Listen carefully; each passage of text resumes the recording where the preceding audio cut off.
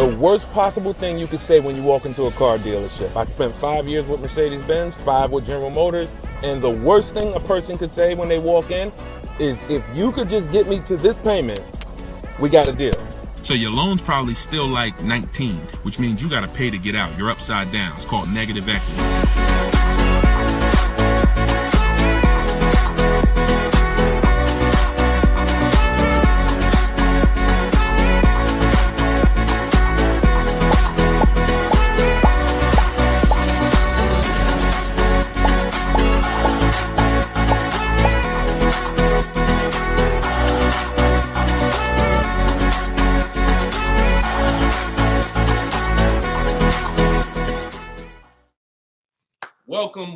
Welcome to episode 4 of Car Shopping Questions and Answers. We are live on 4 platforms: Instagram, YouTube, TikTok, and Facebook.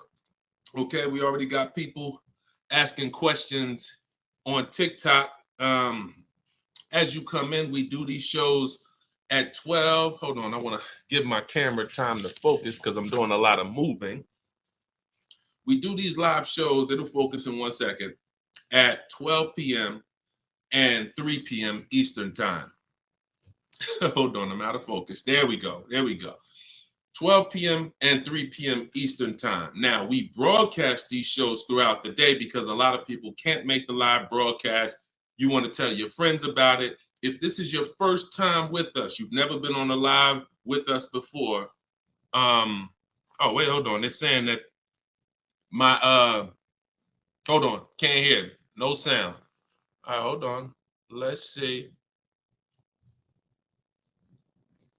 How about that? We're good on TikTok? Let me make sure we're good here on, give me a clear if we're clear on Facebook now. Give me a clear. We always got to do the housekeeping, y'all, and I need your help. Before we get busy, let me know audio is good. I see we're clear on TikTok. How are we on Instagram, on YouTube, on Facebook? All right, perfect. I see the thumbs up just came through. Okay, so this is episode 4. We do these live shows 12 p.m. Eastern time and 3 p.m. Eastern time. So you'll see the broadcast throughout the day, but if you want to actually be live with us, then you want to join us on any of the 4 platforms at one of those 2 times: Monday, Tuesday, Thursday, and Friday. So we are live. My name is Deshone the Auto Advisor. I am the author of the digital book, Cars from Home, 7 Steps to Saving Time, Money, and Avoiding Dealerships. You can get your copy for 75% off during the show over the next 30 minutes in my TikTok bio and my Instagram bio. Or I'm going to put the banner up here. You can go to deshonesbook.com. We have a link in the comment. We have a comment link in the comment section. So I want you to start typing your questions. We get very, very busy. Have your notes ready. Be ready to unlearn what you've learned about cars, because we get below market deals, and that should be your only mission when you are car shopping, is to get below market deals. All right. Now, one thing that I want to discuss. Okay, matter of fact, let's go. Go ahead, throw that up. Let's go to Frankie's question. So this is from TikTok. Can you please give me the percentage breakdown on leases again? Okay. The 1% rule has been around since probably before I ever even got into the car business. The 1% rule says that if your lease payment is 1% of the MSRP, or less, you stole the car. No down payment. So I had a 2018 Jeep Grand Cherokee. It was a $35,000 vehicle. My lease payment was $330 a month. That was under 1%. That's how we indicate that. Now, how we're doing the math is we are taking the MSRP, taking the monthly payment rather, and dividing it into the MSRP. For example, $330, which was my payment, into the MSRP, which was $35,000, and then that gives us 0.009%. 0.009%. Good afternoon, Vivian. Good to see you. So That's how you do it. Now you can multiply by 100 if you want to really get the percentage. You multiply by 100 and you'll see 0.94%. So that has been around for a long time. Shout out to the sharers. I see you, Frankie. Thanks for sharing. Please DM me too. I'm still waiting on ideas for what we could do for the people who share the broadcast. I mean it. We want to make sure we are rewarding people who share, tag, people who invite people to the broadcast. So DM me these ideas. Those are the only DMs I'm looking for because we get too many DMs to really respond to them. We get probably 50 to 100 a day. So we can't respond to all DMs, but those are the ones that I'm looking for. Okay, shout out to everybody who shares. Now, that's been around for a long time. That's how you know you stole the car. It's not even a question now that we still need to get offers because like this is Freener right here. This is why you never want to get excited about one offer unless it's the lowest bid. Here's why. Freener, she just got a, hold on, I'm putting it up here on the screen.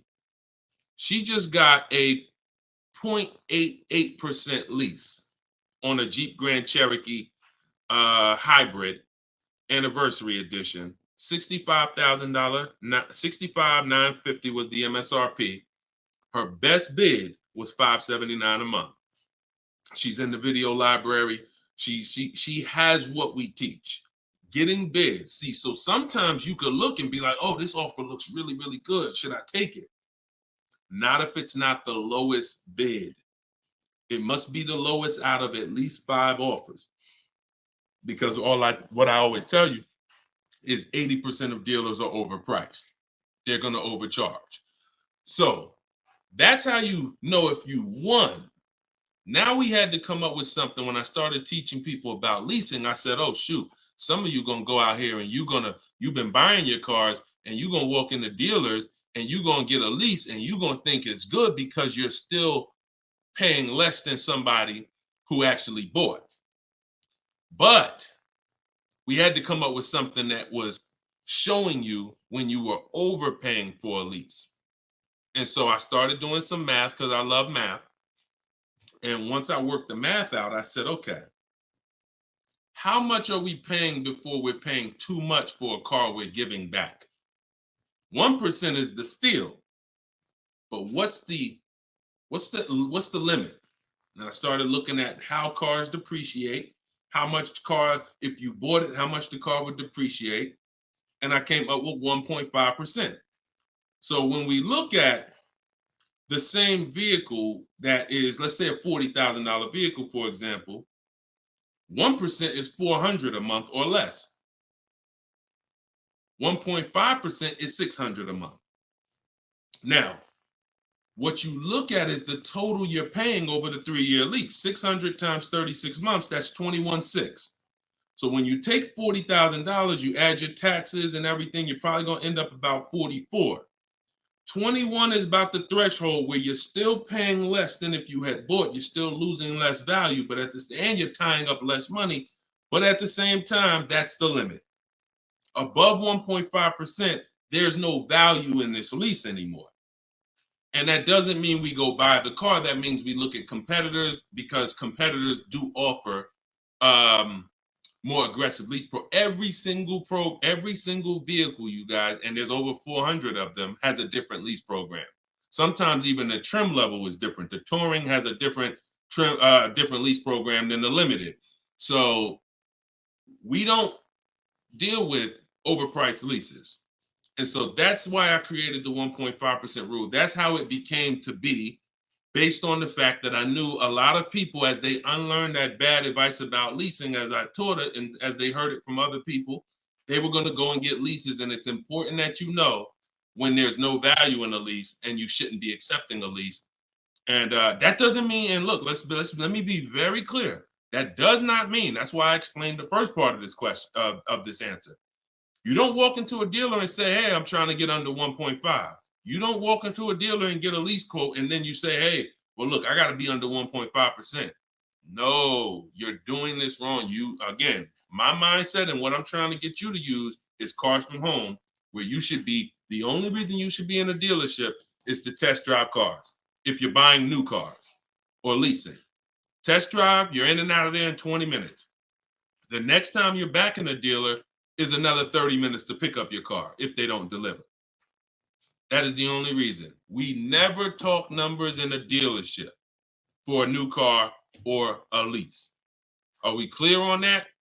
These are rules where it's like, if you want to use what I teach, and I want you to use it so that you can get the results that Frina got, that Danielle got, that we've worked with over 8,000 people in the last since 2021. I want you getting those results. And in order to get them, you got to know what the boundaries are.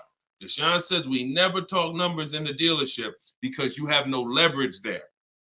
Your leverage is at home, in control, communicating with multiple dealers, and where you can't get emotional. Okay?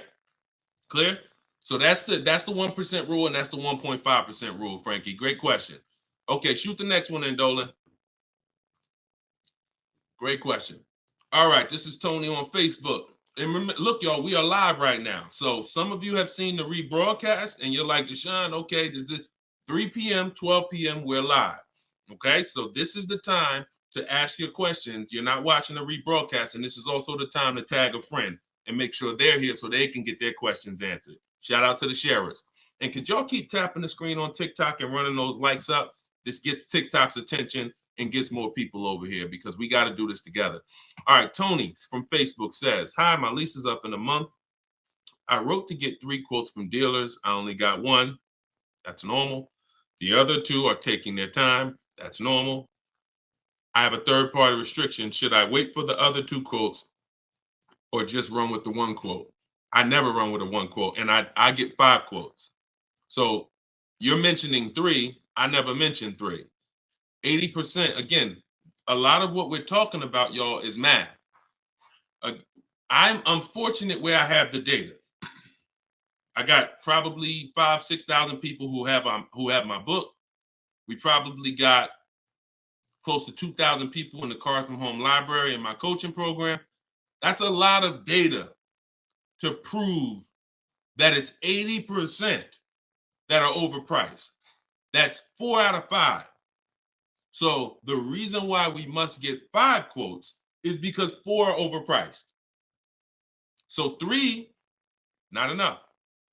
Now, if you're doing this manually, this is still easier than you walking into a dealer doing it by phone. But at the same time, I do online. I go to their website. We are connecting with dealers through their website. You don't want to do this with third-party websites that say, hey, we could connect you with multiple dealers. You don't want that because now they're trying to sell your information to the dealers, and this is not what you want to do. You want to create a Gmail account specifically for shopping. We go to 25 dealers' websites. In my book, I link you to all the dealers so that you can just put in the zip code, and then it'll pull up all the dealers around you for every brand. But you can do this yourself. You can go there and you can actually put that. You go to each dealer's websites. We do a copy and paste message. I have a template that I use that the people who follow my stuff use. And the template tells, you need to tell them exactly what you want and what you're open to. Colors wise, this is why we build our car. We always build our car, go to the website, build the car, because we tell them exactly what we want and what we're open to.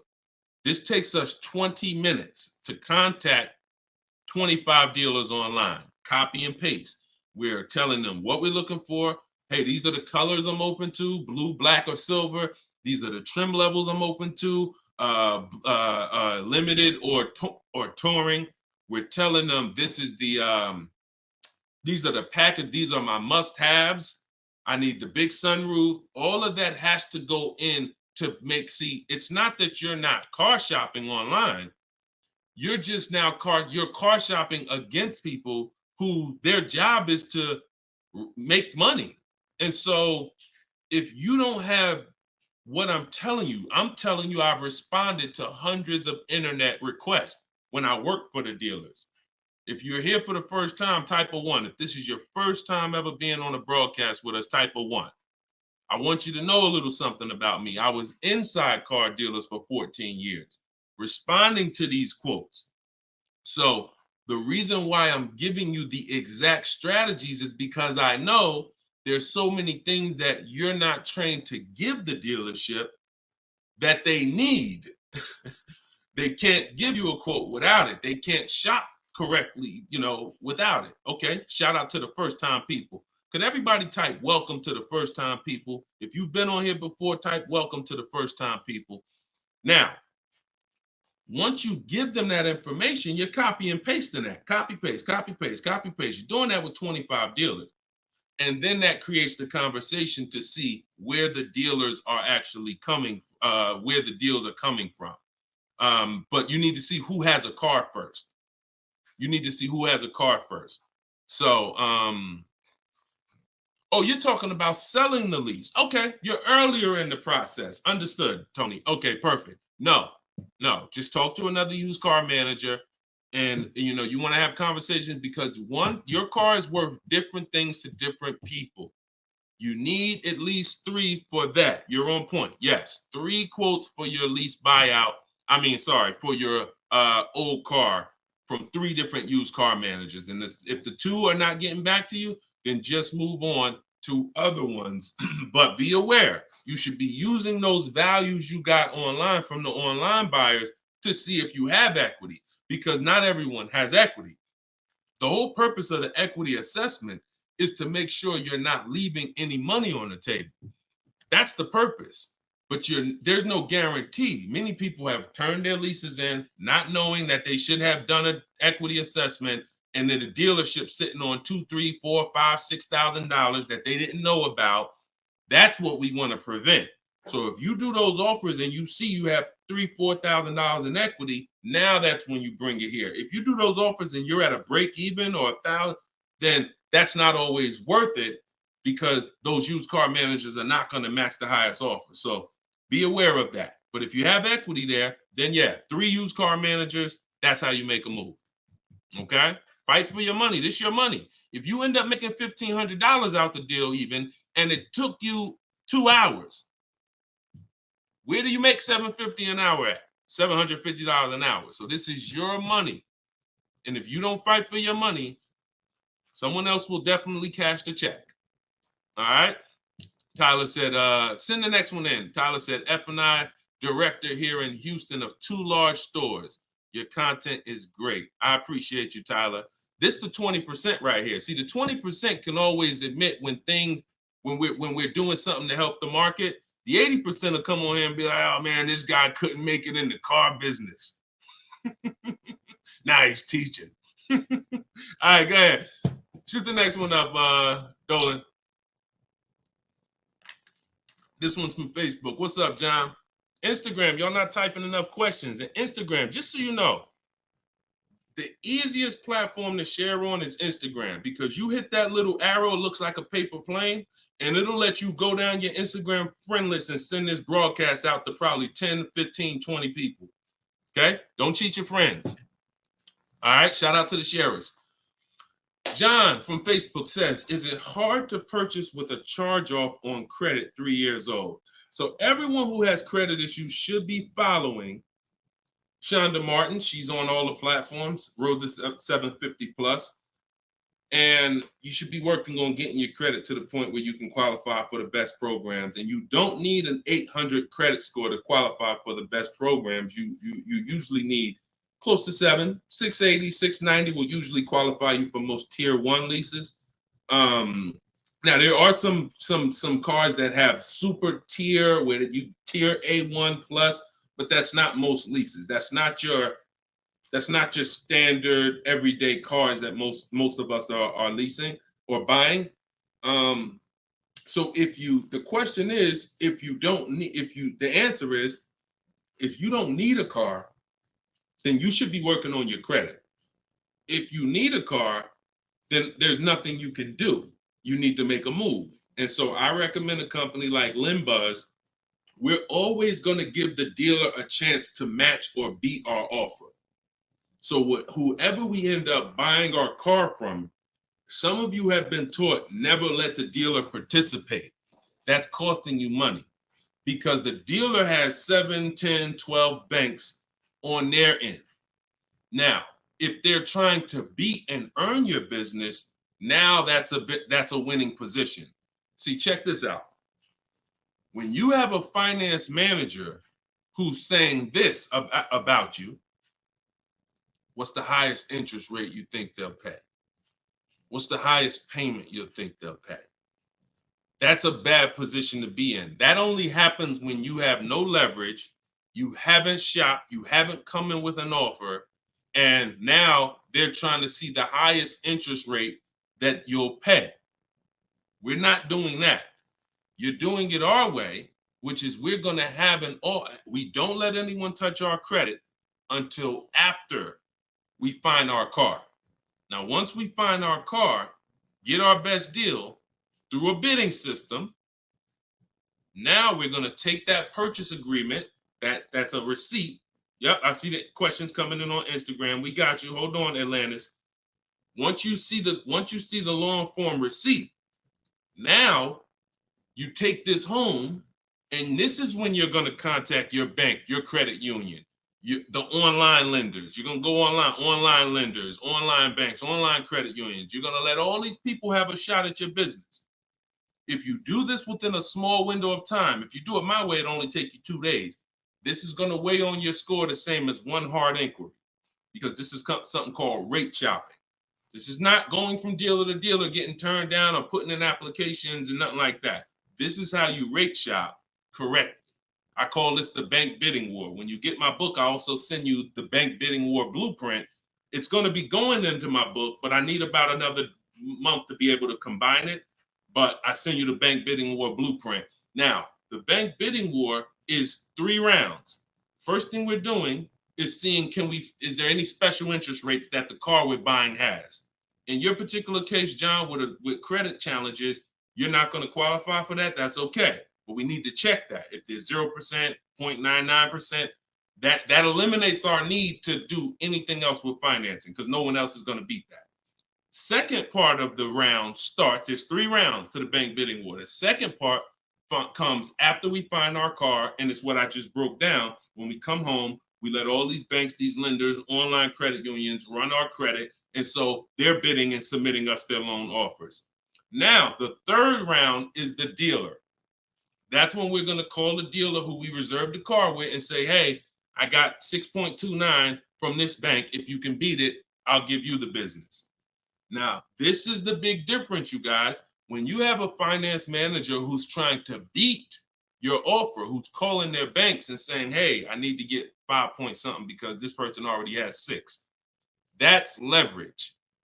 When you start bidding, like I'm teaching you, like what's in my book, like what's in everything we do, in my videos, everything's a bid. You have the leverage. And there's no way for you to overpay when you are getting bids. So that finance manager calls you back, it's only going to be 1 or 2 answers. Hey, Stuart, man, listen, I tried my best, man. I reached out to every bank I got. No, I can't beat that rate, man. I appreciate the opportunity, but you can go with your own financing. In which case, you guarantee you got the best loan. Second thing is, hey, you know what? You had a good rate, man, but I got somebody to beat it. So we can do it right here for you. Perfect. In which case, you guarantee you got the best loan. See, you don't have enough people competing for your business. That's where your buyer's remorse is coming from. That's where your lack of confidence is coming from. That's why you're driving off from a dealer saying, hey, you think we could have got more money? You think we could have got another $1,000 off? That's all buyer's remorse because you don't have enough people competing. So I want you to stop that. I want you to use what I'm telling you to do. All of this is in my book for those of you who like Deshone. I don't even want to remember all of this. It's all in my book, Cars from Home, 7 Steps to Saving Time, Money, and Avoiding Dealerships. This is what I've been teaching for 3 years. And this is what I've been doing since 2015 myself personally. So you can get your book for 75% off. Cue up the next question, Dolan. Oh, John, in your case, though, when you get that buyer's order, you would be reaching out to LendBuzz. So after you find your best car deal, you would be reaching out to LendBuzz and seeing, what their rates would be for you. And then you would be going with, still giving the dealer the opportunity to see if they can beat it. Because once a dealer knows you got an approval already, they kind of have a little more leverage to be able to see if they can beat that approval. But in any case, even if they can't, LendBuzz is pretty generous. but we don't do this until after we find our car. Okay? Great question. Shoot the next one up, Dolan. All right, this is Gemini from Instagram. Can a dealership legally raise the price from what is being offered online? Listen, nobody's suing dealers. So it's not really about what's going on legally. It's probably more ethics than anything. And we don't expect dealers to be ethical. We don't need dealers to be ethical. They've proven that the majority of them aren't ethical. So when you're not ethical, you walk the fine line between breaking the law and not. You walk that gray area. You know, yeah, I overcharged you. I know you could have paid less, but I know, yeah, whatever. But I know I could have sold you the car for less. But I'm gonna tell you that this is the best. Like, all of this stuff is unethical, but it's legal. So when it comes to what we're doing, our job is to protect ourselves. And you can't go into a car dealership expecting them to protect you. You can't go into any business transaction expecting the person you're negotiating against or the person who's selling you a product to protect you. That's why we exist, because there's no one out there. If it hadn't been done, you'd been good. If there were, even if the I think it's the Federal Trade Commission or whoever regulates businesses were stepping in to protect the public, then we wouldn't have a need for what we do. But that doesn't exist. So it's on you. It's buyer beware. It's you protect yourself. And so I provide the tools for everyone who wants to take action to protect themselves. All right? But no, we don't expect dealers to do anything other than what they've been doing. Go ahead, shoot the next question up. Let's roll. All right. Why shouldn't a person focus just on monthly payment, monthly car note? Okay, good question. Hold on. Let me make sure I can see Instagram. All right, so this one's from Instagram. Promise Tammy said, why shouldn't a person focus on just the monthly car note amount? So if we did a little math and you go, all right, if you walk into a dealer and you're looking at a $40,000 car and you say to the dealer, how much does that car cost a month? And they're smart, if they're trained, they're going to say, well, it's not really about the car payment right now. Do you like the car? And once you say, yeah, I like the car, let's get down to numbers, they're going to ask you, they're going to try to figure out what you could afford. Like, what's the most you could afford? Or I can't afford any more than $450 a month. Now, some of you know every $1,000, every $5,000 on the purchase price of a car is how much per month. Some of you know. I know we got a lot of new people on here, but for those of you who've been tapped in with us, how much is every $5,000 on a car loan? So, and the reason why I give you guys this parameter is so when you look at that $40,000 car, thank you, Frankie, got it. You should automatically know every $5,000 is about $100 a month. Yep, you got it, Michael. All right, I see you. We got people tapping on every platform. Good job, Carmelo. So the reason why, see, those of you who focus on just the car payment, you are some of the people who the 80% of dealers are going to manipulate the most and make the most money on. Because when you come in, if you don't realize that $40,000 car is in no way close to $450 a month, now you have someone who's going to try to manipulate the loan to make that car $450 a month somehow. Now, it's usually going to end with you having a super long loan. So I've had people come to me years ago, friends that would say, Deshone, what you think about this deal? I say, man, let me look at the paperwork. And I see, man, you know the loan is 96 months? Nah, man, I didn't even know that.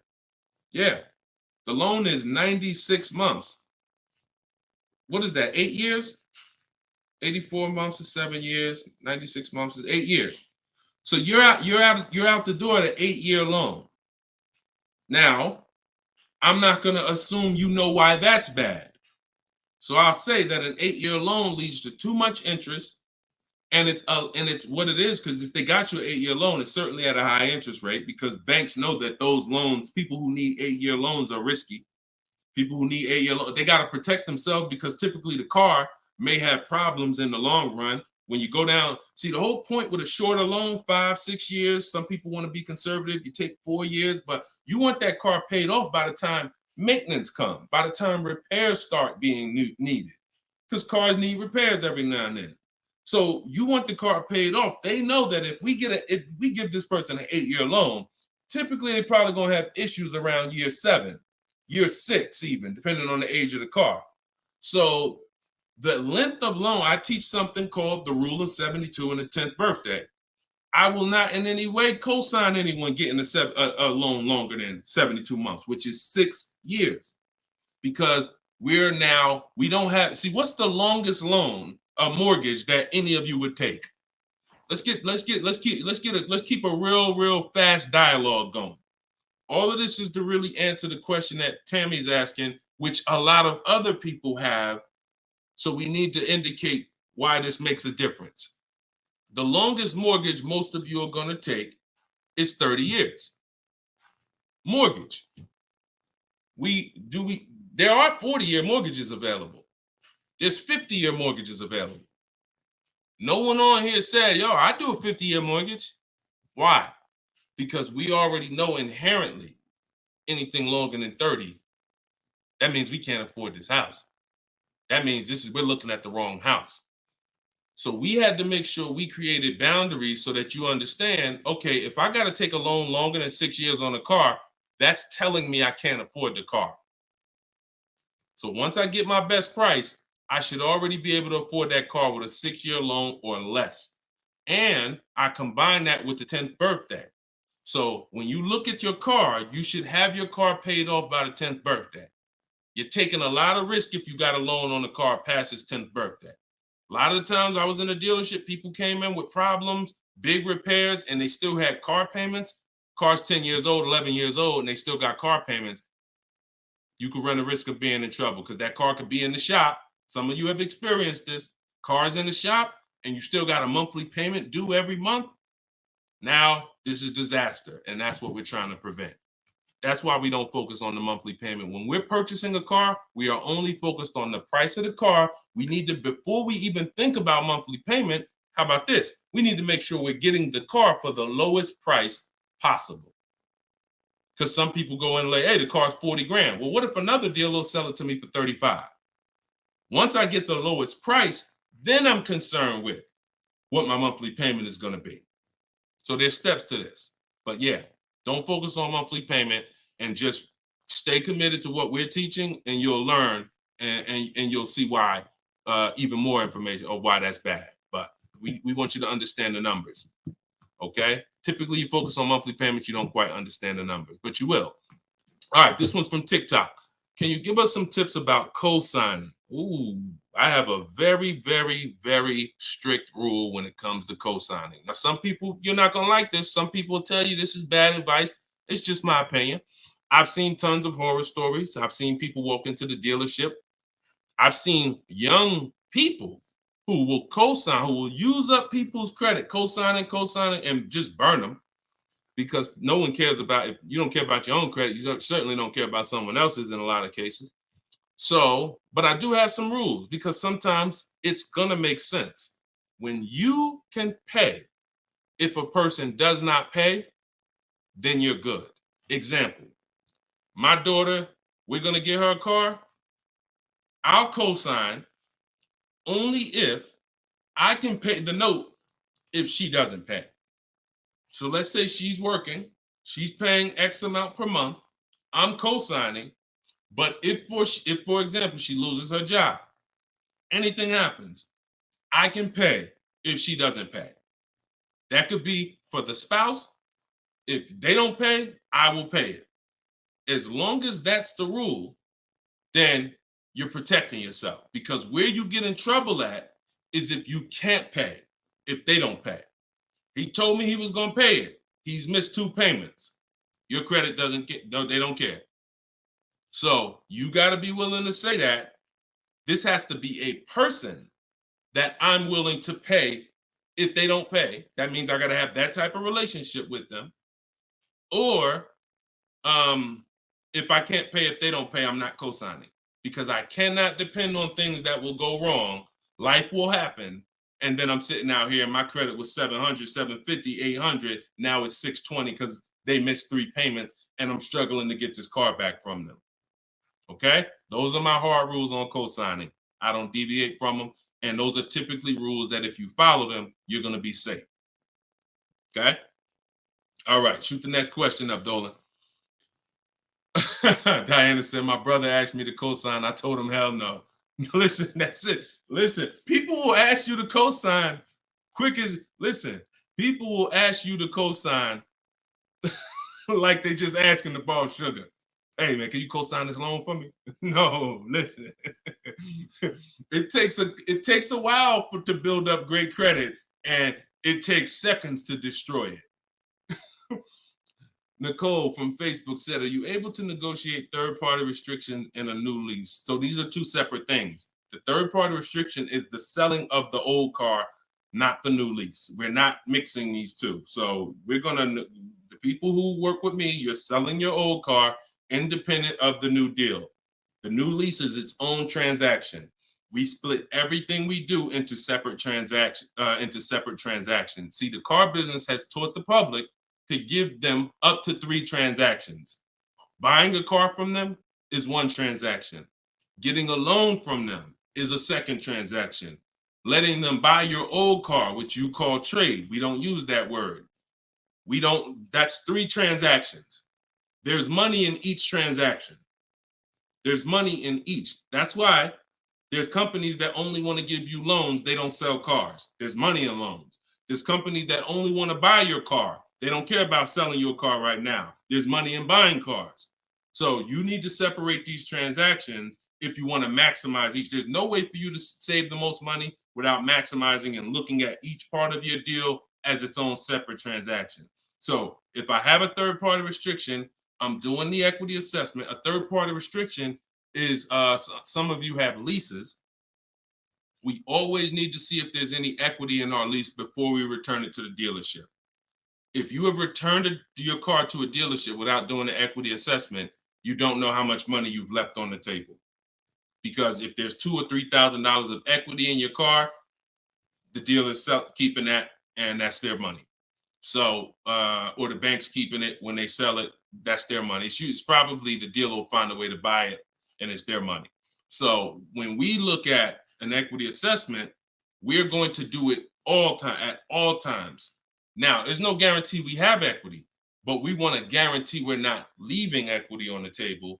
And so a third-party restriction doesn't mean you can't sell a lease. Who didn't know you could sell a lease? Type a question mark. If that's new to you, this is your first time hearing this, you've been leasing, and you're like, Deshone, I never heard about selling leases. I had no idea this was a thing. Type a question mark if this is your first time hearing that you could sell a lease. Okay. Fish Guy Rodney. Okay. See, so more information is coming out. Okay. Fairy Godmother. Okay. Emil. Okay, I'm sorry. I just tore your name up. Sorry. So as you change Shamir on Instagram. So when we look at this, we got to see that the things that we don't know cost us money. So now it's like, once they saw people, because we helped out probably thousands of people in the pandemic sell their leases, used car values, resale values were crazy. So we had people making $5,000, $10,000, $12,000 selling their leases. I sold my Jeep Grand Cherokee lease. I made $8,900 after I drove it for 42 months because I extended the lease and then I sold it. My mother, she drove her car. She made $10,200. Now those numbers don't exist anymore because values have come back down. But there's still people who are going to make 3, going to make 2, going to make 4, depending on your car. Now every car doesn't have equity, but when it comes to the third-party restriction, they don't say you can't sell. They limit who you can sell to. You must sell to a local used car dealer. To a local dealer of the same brand. So if you have an Audi, you must sell to an Audi dealer. We are still going to get bids. We're going to get at least 3 bids from used car managers at Audi dealers because your car is not worth the same thing to every dealership. Your car may be worth 19 to this dealer, 19.8 to this dealer, 21 to this dealer, which is why we must get bids. Y'all gonna hear me say that word. Your favorite word, if you stick around and you use what I'm teaching, when you start mastering my strategies, your favorite words are gonna be bids, multiple offers, because that's how we save all the money. So okay, so that has to be handled, Nicole, separately. The selling of your car, the who I'm gonna sell that car to, you find that person first. Then you go shop for your replacement car. And then once you go sign that deal, you sell the car, you do it the same day, and you maximize both transactions. Okay? And all of this, guys, shouldn't take you any more than 90 minutes. This is not something that's going to take you hours. See, my whole thing is to show you how to get great deals in 60, 90 minutes from home. That's why my book is called Cars from Home. 7 Steps to Saving Time, Money, and Avoiding Dealerships. You can all get a copy for 75% off for the next 30 minutes. Just go to my TikTok bio. You won't leave the broadcast. Grab your copy before that timer hits 0. The price goes back up to $97. Or you can go to my Instagram bio, or click it if you're on Facebook or YouTube. Go to the comment section and you'll see a link to deshonsbook.com and grab your copy for 75% off before the timer expires. All right, go ahead, Dolan. Shoot the next question out. Should I feel bad if I get 1.3? I'd only feel bad if I got 1.3 and if it was my only offer. If it was my only offer, or if I only got 2 offers, then yes, because I'm going to tell you why. I'm going to show you something. When I look at what I see, hold on. Okay, hold on. We saw Freener. Some of you saw Freener. That's 0.88. That's just ridiculous. 0.88. But look, Charles, he gets a Palisade. He's paying $48,000 vehicle. His best offer was $597 a month, 1.23. Now look at what and sometimes people who are getting phenomenal, who are looking at cars that are super popular, they'll go a little further. And he reached out to 35 dealers. Now I want you to pay attention. Some of you, the average person only shops 2 dealers. My strategy is I teach 25 to 5. But once you see my copy and paste system, which is in my book, I have a copy and paste system where we're on their website. You'll see that I could talk to another 10 dealers. It only take me 10 minutes to open up contact with another 10 dealers. We always use a separate email. Do not contact dealers from your personal email. I'm warning y'all. It's not going to work. You're trying to go through your work email and then you got your personal stuff and then you're seeing the car dealers. Don't do it. Create a separate Google email, and that's how we do it. So he said, I reached out to 3,500 dealers, got 10 quotes back. So that $597 a month, 1.23 is the best out of 10. So so I always tell you, when you do it right, you're going to see offers that are $150 to $200 a month more. That's when you know you've exposed the 80%, and that's when you know you shopped the right way. If you don't see that type of spread minimum, you haven't shopped enough offers. So that's the only time I would feel bad, GKA, is if I didn't get at least 5 quotes, because I don't know if 1.3 was the best. I'm gonna tell you a funny story too, because Freena's in our coaching program, and Freena reached out and she said she was looking at a Jeep Grand Cherokee. Get ready for the next question, but I'm gonna tell y'all, I want to hammer this home so y'all understand the importance of multiple offers and you don't get lazy, because the things I'm telling you might take another 30 minutes, 40 minutes, and they save your family $3,000. You can't put a price on, well, you can put a price on that. So Freena was shopping for a Jeep Grand Cherokee Limited. She comes to the group and she said, Deshone, this was the best offer on a Jeep Grand Cherokee Limited. It was like 1.2 and change. But she said, the guy that made me this offer said he has this 4xe. It's a hybrid. And he said he could actually do better on that one. She said, what do you think I can? He told me what it would be. It would drop the price here. I said, if you're open to that, then you need to run your quotes again and get 5 more offers on that vehicle, because it may have a better lease program, in which case you need to open it up again. She opened it up again. That's how she got her 0.88% lease. So if she would have just said, well, this guy is getting me 1.1,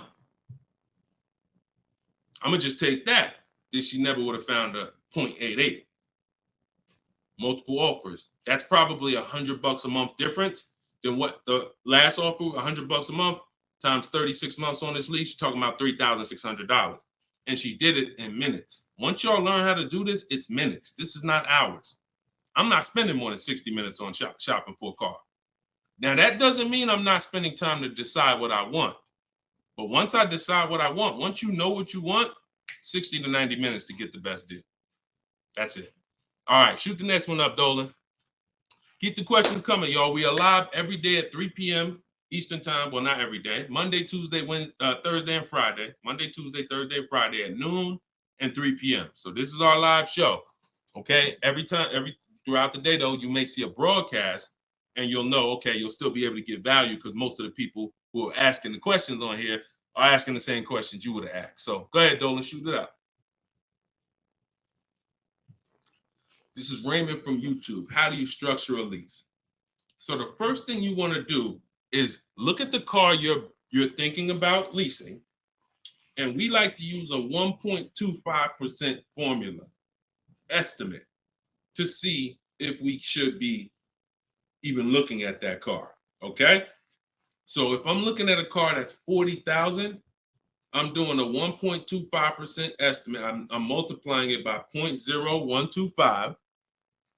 And then I'm going to see, 40,000. I'm multiplying that by 0.0125, and that comes out to 500. So that's going to tell me if I'm looking to be at 300, that's not the car that I'm going to be looking for in most cases. Now, we don't know if the best deal is going to be 1.25, but we're trying to estimate based on a bad deal is above 1.5. Anything above 1.5, we're overpaying for our lease. No money down. Money down comes later. Now, a steal is 1.1%. So I teach something in my book. It's called 1% is the steal. Between 1% and 1.5% is the deal. And then above 1.5% is time to chill. We don't do that. So that's the first thing. Now, once we move past that, now it's time to choose our mileage. So we're going to look at our lifestyle. We're going to see how much we drive to work, how much we're going to be driving the car. And once we come up with that, you're just doing some simple calculations. What's your round trip to work? 10 miles. How many days a week? 5 days. Okay, that's 500 miles a month. That's if you do the math. Let's say your trip to work is 20 miles round trip, and you do that 5 days a week. You're doing 100 miles a week to work. Times 52 weeks of the year, that's 5,200 miles. So I walk you through this in my book, but this is simple. 5,200 miles, and then you say, okay, well, I like to do a little leisure. I like to take a little trip down here. I go to my fishing. I go fishing 1,000 miles away, blah, blah, blah, blah. So you're calculating what you're going to do. The easiest way to do it is to look at your old car and see what you've done. But if you don't have an old car, this is how you calculate it. You come up with, all right, I only need about 9,000 miles a year. Perfect. All of our leases, we shop our offers with 12,000 miles a year. That's your average miles. That's what we want to base our formula from. So whenever we reach out to a dealer, we do this online. As I said, everything we do is online. Once we do this, we're shopping multiple dealers and we're telling them, work us up a lease quote. First month's payment, total out of pocket. If you were on the last show earlier, we talked about we don't say down payment anymore. We say total out of pocket, TOP. Everybody who's clear on TOP, if you were on the last broadcast, type TOP. If you weren't, TOP is total out of pocket. That means only thing I'm giving you for this offer right now is my first lease payment, and I'm driving off. Total out of pocket. We're not saying down payments anymore. Okay? So now, we're structuring our lease with first month's total out of pocket, 12,000 miles per year, and that's how we're sending the offers out to the dealers. All online, all copy and paste. These are all templates I have, but I have templates where you just fill in what you want, blah, blah, blah, all in my book. There are links, there's templates, but if you're going to do it your way, that's fine, but this is how you do it. And you can sit in your computer and just copy and paste. And now you're looking to get 5 quotes. That is the mission. 5 quotes, and that's it. That's how we structure our leases. Once you're done and you get your best quote, Now that's when you adjust your mileage. So once you identify the best dealer, the winning bid, now you're going to say to that dealer, hey, can you adjust the offer to 10,000 miles a year? Can you adjust it to 18,000 per year? Can you adjust it to 25,000 per year if you're a high mileage driver? And you adjust it from there. But that's it. You do this over and over, rinse and repeat. Rinse and repeat. All right. Great question. Shoot the next one in, Dolan. All right. Shout out to the sharers. Thank you, Liba. I see you. Thank you so much. This one's from Preston on YouTube. What is the best way to finance a car out of state? It's no difference. It's really no difference. We're going to find the car. We're going to get the buyer's order. We're going to have them. Now, the thing about a used car, if it's a used car, we got to test drive the car. So what you may want to do is if you're picking up a car out of state, you may want to go there, lock up the car, grab a cheap hotel for the night, stay there, because you don't want to eliminate the bidding process. The bidding process is your bank, your credit union, online banks bidding, and then dealers bidding. The dealer who you get the car from, they're bidding against that. Some of you don't really understand how much money is in finance. On a $40,000 loan, 2 points on an interest rate could literally be $2,500. So we got to understand there's a lot of money in loans. So if I'm driving to pick up a car out of state, what I'm typically going to do is go test drive that car. If I like it, I'm locking it up with a deposit. I'm taking that buyer's order. I'm gonna go back, depending on how far it is. If it's 3 hours away, I'm probably not gonna drive home and then come back. Depends on you. I'll probably just post up in a hotel. Go do my financing online. Let all these banks and credit unions run my credit so I can get their offers, and then I would call the dealership the next day and say, hey, this was my best offer. If you could beat it, I'll just come get it from you, and that's it. I'll spend $50, $60, $100 on a hotel to save $3,000, $2,000 on interest on my interest rate. But everything else is the same. So we can't be scared to go out of state. If many of you who are using what I'm teaching, you're going to see. Look at Eddie. Who was Eddie who drove? Hold on. Short conversation. John, hold on. Market. Trying to think. I'll see many of who I'm going to share with you. You'll see they'll say when they're picking up their car, I'm driving 45 minutes. I'm driving an hour and a half away. Look at Sean. Perfect example. Sean, he's also in our coach. Now, I don't want you to think, oh, I got to be in Deshaun's coaching program. There's just some people who are. The information's in the book. We got the video library. For those of you who are like, okay, I like videos to go along with the book. That's fine. I link you to some videos in the book. But then there's some people who coach with me and I can talk personally to them. So Sean comes on here and he comes into the group. He said, he sends this. Look at the amount. He said, I'm looking at some advice on this F-150 Lightning XLT. It's a $73,000 truck. The dealer discounted it $4,900 and then revealed that there was a $15,500 rebate. His total savings is over $20,000 off this truck.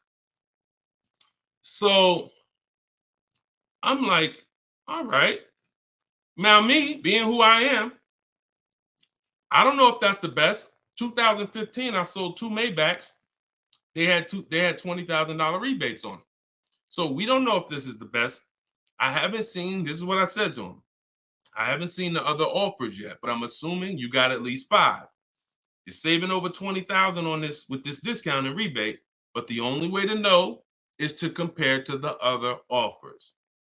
See, I'm not going to get excited about this deal until he tells me what I'm about to read to you. That's when we get excited. He said, guess I could have put a little more info on here. Yes, I got about 15 quotes. You see the difference? This is what I want you to get.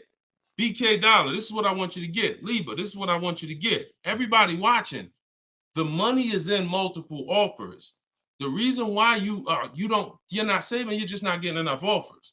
So he says, I ended up expanding my search to 150 miles outside my area to find this deal. He said, I couldn't find, watch this, I couldn't find anything under MSRP in that first search. So think about how I'm telling you, the local dealers know when they see your zip code, they know, okay, some of them, all right, we don't have to do too aggressive. But those dealers that are an hour and a half away, when they see your inquiry, they're like, oh, listen, this is a person we never would have saw before. What is it going to hurt us to blow this truck out? And we take a deal from one of our competitors' markets. We'd love to see our license plate frame over in their market. That's how we win. So he ends up saving over $20,000, and he doesn't mind driving 150 miles to go get that truck. Why? Because every mile he drives is dollars he's picking up. We clear on that? We clear? If you're clear on the importance of multiple offers, type clear. All right, shoot the next one up, Dolan.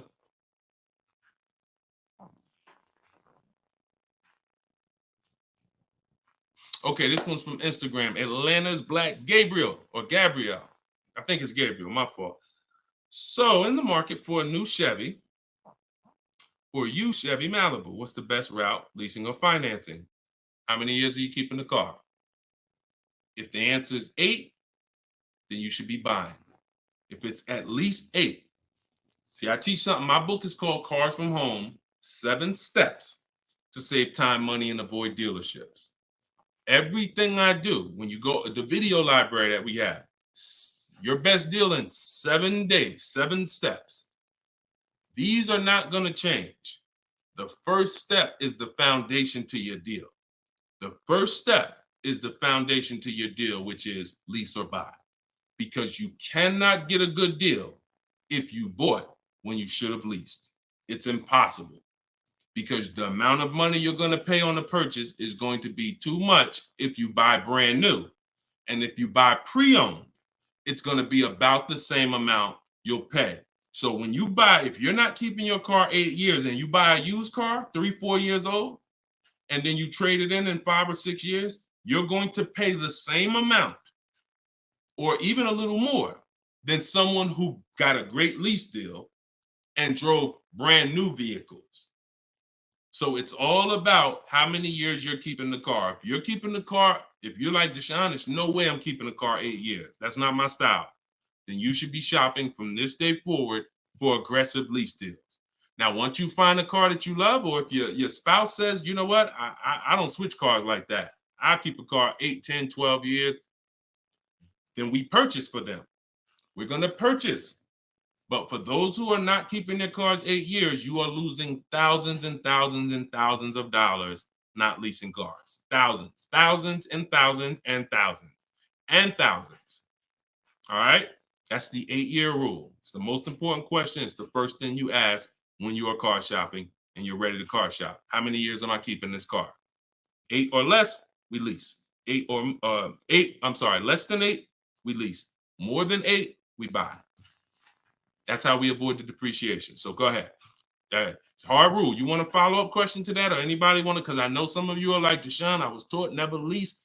Whatever. You want to follow up to that question? That's perfectly fine. But that's the rule. And it's the rule based on money. I've seen thousands of scenarios, and I spend years and all my time shouting from the hills so people could understand how much money they're losing by not getting good lease deals or not leasing at all. Okay, go ahead, shoot the next one up, Dolan. Okay, this one's from TikTok. All right, Peyton. Do dealerships finance used cars too? Yeah, sure. Absolutely. But we don't finance, dealers are our last offer for financing, never our first. So what you should do is you should go watch the replay from earlier, episode 3. This is episode 4 of Car Shopping Questions and Answers. We do these lives Monday, Tuesday, Thursday, and Friday, 12 p.m. Eastern time and 3 p.m. Eastern time. For those of you who are like, because I want you to be able to tell your friends. Today, some of you are going to run into people who are car shopping. You need to be telling them, hey, you got to check this guy, Deshone the Auto Advisor. He does this show, live show, 12 o'clock, 3 o'clock, Monday, Tuesday, Thursday, and Friday. But you want to watch episode 3 where we went into detail about how we don't find it. In fact, earlier, I think we talked about it early on this episode. Your financing should be independent from the dealer. The dealer should be your last offer for financing. Because what you're asking for, that's 2 transactions. You're giving them 2 transactions of business. You're giving them the purchase of a car, and then you're giving them the selling you of your loan. So what we do is we separate these transactions and we get bids for each. So the only way I'm dealing with a dealer, the only way you're going to be dealing with a dealer is if they've won the bid, which means if I'm looking for a used car, you won the bid out of all the used cars. Like, all right, give you an example. This is Vincent. Vincent got a 3-year-old Lincoln Corsair, premium trim level, under 45,000 miles, clean Carfax, inspection, all from the comfort of home. I'm reading what he put in our group. He was targeting to find a discount of 30 to 35% from the MSRP. This is something that no one is teaching you guys about what you need when you're purchasing a used car. If you're going to be purchasing a used car in the future, or your next car, or if you bought a used car in the past, type the letter U.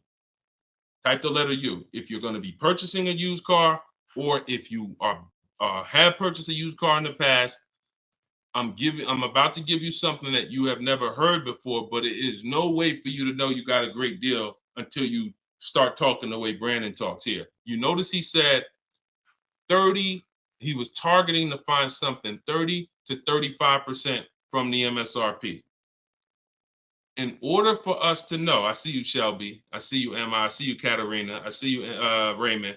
Okay, perfect. Atlanta's Black Gay. All right, a lot of people. Okay, so when you are shopping for a used car, let me tell you a story, give you an example, all right?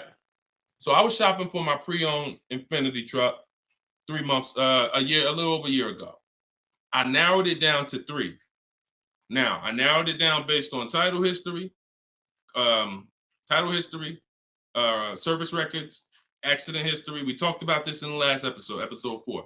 Title history, service record, episode 3 rather. You can see it on YouTube. And if you're on YouTube, please make sure you subscribe and please hit the like button. It matters because that shows the algorithm that we talking business over here, that more people need to be here. So when I narrowed this down now I get to, like, I think I narrowed it down to my top 4. They were all white. They were all within 30, they're all within $1,500 of each other. Now, here's the problem. This is where it gets complex for you. Because I'm looking at one that they're asking 30,000 and change, one they're asking 31,000, one they're asking 31,800. You know, they're all within $1,500, $2,000 of each other. Similar miles. On the outside, they all look similar. Without knowing, I created something called the true value percentage. What is the true value percentage? It's not what the website says is a good deal. It's the percentage off of what the vehicle was when it was brand new. So I pulled the window sticker for each of these vehicles. I pulled the window sticker, and what do I see? Now I teach you how to do this in my book. I teach you this entire process, but I'm walking you through it. Exactly. I pull the window sticker. You can get it from Carfax, depending on if Carfax has a deal with that manufacturer. Carfax has window stickers. Now, what do I see? One car is 46,000 when it was brand new. Now they're asking 31 and change. Okay. One car is 48 when it was brand new. They're asking 31 and change. One car was 52 and one car was 54.5. That's the one I got. So you see how in one instance we were confused. You would be confused. You sitting here like, yeah, Deshone, that's hard because they all look the same. They all similar price. How do we know? Once we find out the original MSRP, not only do we find out what the original equipment is that's in the vehicle, which is helpful. I wanted to know this is an edition 30, got all these special features. That's helpful to know too. But more important than that even is to know that that car was a $54,500 car that they were asking $31,800 for, which means I got a 42% discount. That is something we created called the true value percentage. And that's how we make sure we choose the right used car when we're ready to pick the final one. This is what we do here, y'all. If you this is why, like, this is why we've been blessed, because God knows we're giving you the information you need to win with. So all of this is in my new book, Cars from Home, 7 Steps to Saving Time, Money, and Avoiding Dealerships. If you want it all in one place, you can watch the show. You can watch my free social media videos. I got hundreds of them. Or you can say, Deshone, I'm going to get this it's 75% off in my TikTok bio. It's normally $97, but you can get yours for 75% off. And you can get it in my Instagram bio, or if you're on Facebook or YouTube, click the comment section and click that button that says Deshone's book and get you 75% off for 30 minutes. After 30 minutes, price goes back to $97. So, all right, but that's the true value percentage. And that these are the things that we never buy a used car ever without looking at the true value percentage. So when you saw what he said when he bought that Lincoln, as he was targeting to get something 30 to 35% off MSRP, and he ended up getting one for 43%. So that's what you need to know. Go ahead, shoot the next one up, Dolan. Great questions today. All right, Raymond on YouTube. Does it make sense to buy an existing lease? So when you're buying a lease, all you're doing is buying a used car. That's how you got to look at it. It's a used car. It's just, it may be your car. If you're buying your lease out, it's a very different. See, what I see most times is people want to buy their lease because they don't know how to shop. Because there's deals out here. We've been making deals since the pandemic. I started our video library. We started that in 2021, November. Middle of the pandemic, when people were paying ridiculous prices over with the 80%. They were cashing the biggest check they've ever cashed in their lives. Like in their lives, they were like, and we were getting deals all since then. Felicia came in. She was our first person in our program who got a BMW. She saved $1,950 January 2022. And so we when you get bids, you reveal. That's why we don't pay attention to nothing out there. I don't care what anyone says, what any dealer says does not matter to me. That does not matter, because I know that if we got deals all through the pandemic, oh, forget it. That's why this market, we're killing it even more. So, you know, if you're buying your lease because you're keeping it another 8 years, you say, man, Deshone, I used to lease, but you know what? I really want to buy something that I could keep for 8, 9, 10 years. Then sure, buy the lease. But if you're not doing that, then you're moving from a lease mindset, which is I'm driving great cars, brand new cars, always under warranty in most cases, latest and greatest features, low payments, pennies on a dollar compared to people buying. That's a whole value system. That's mindset right there. These are the people who are shopping for a lease. These are the benefits of leasing. And then you're moving and saying, all right, I'm going to buy a used car now. Very different, very different. So you got to be, you have to have had a change in mindset and goals to buy your lease and buy a used car. And it's never, what I see most times is people just don't know how to shop. When you use what I'm teaching you to shop, get 5 offers, you're going to see there's deals everywhere, everywhere. Go ahead. Shoot the next one up, Dolan. You can't pay me to negotiate your lease because I do this in 90 minutes and I'm teaching you to fish. You know, I've had people who used to buy cars from me. Hold on, keep that question up from Nicole, but I saw this person on TikTok. I'm not in the business I'm in the business of teaching people how to fish. So, you know, because what happens is you're building a trust in something. Like if you're not willing to learn what it takes to do this in 90 minutes from home, like I'm teaching you, then you are the same type of person. That same mindset will lead you to go into dealers because you're just lazy and scared. Now, I'm not saying that's you. I'm warning you to not let that be you. I'm warning you you can't pay me enough. I'm not in that business. I'm in the business of helping people all around the country. It don't matter what you pay. Of course I don't think you would ever even ask me to work for free. I'm telling you though, that's not the business I'm in. Because we can help thousands of people all around the country, but you're not realizing that your transaction is a 5-figure transaction. There's nothing else in this world that you're going to give that type of control. If you were going to start a business and it was going to take a $30,000 decision, $30,000 of your money, would you ever be looking and saying, oh, could you do this for me? You see, we do things with cars because we've been programmed to do them with cars. Car dealers have made you so scared that you've been programmed to do something, but you never do it with anything else. You never do it with a house. You wouldn't say, hey, could you just, I'll pay you to get my house for me. I'll pay you to, start this business for me. No, it's only cars. So when you realize that this stuff is easy, that old way of going into dealers and going back and forth, see, you're thinking of the old way. You're thinking, oh, I need somebody to tag along with me. Yeah, I got Deshone sitting over there next to me. I wouldn't be there because I'm at home. Where you see me at, this is where you see me at is exactly where I got my Infinity truck. I just told you about the deal. Where you see me at is exactly where I get my cars from. I sit right here, and all the people who got my Cars from Home book, who are in the Cars from Home video library, they're all right here. Some of them in the airport buying cars. Some of them at their desk at work making deals on cars. Nobody who's learning from me is in a dealership making deals on cars. So that's the old way. And if you think that you got to unlearn that or you can't win with me, you got to scrap that. I know it's painful. I know it sucks. I know it makes you feel like you're a loser.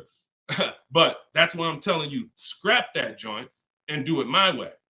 And when you do it my way, you're going to be like, oh, shoot, man, how the heck wasn't I shopping like this years ago? All right. So now Nicole on Facebook.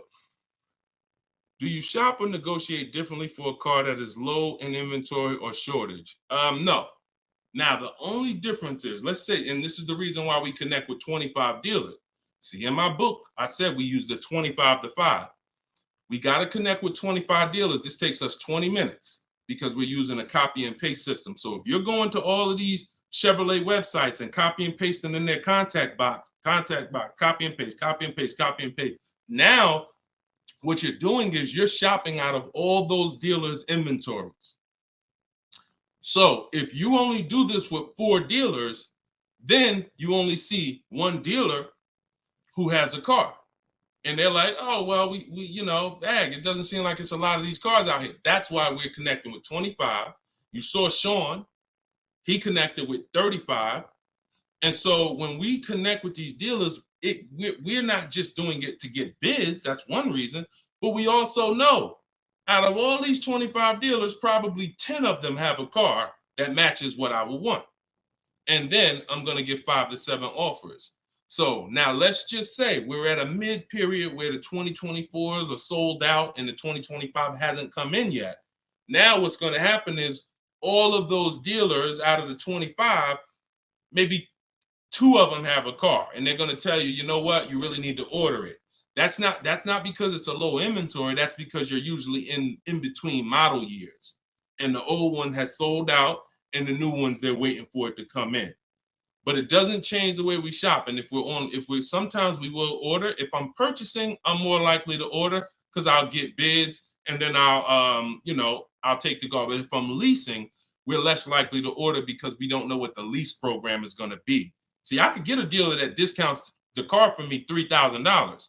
We had a person in our group, and they were getting a new BMW X4, the X4M, like the performance edition. We had a dealer, their best bid, the dealer was taking off $3,000 off MSRP. So, but the lease program is what we didn't know. And once the car came and they put the lease program on it, we saw that it was over 1.5%.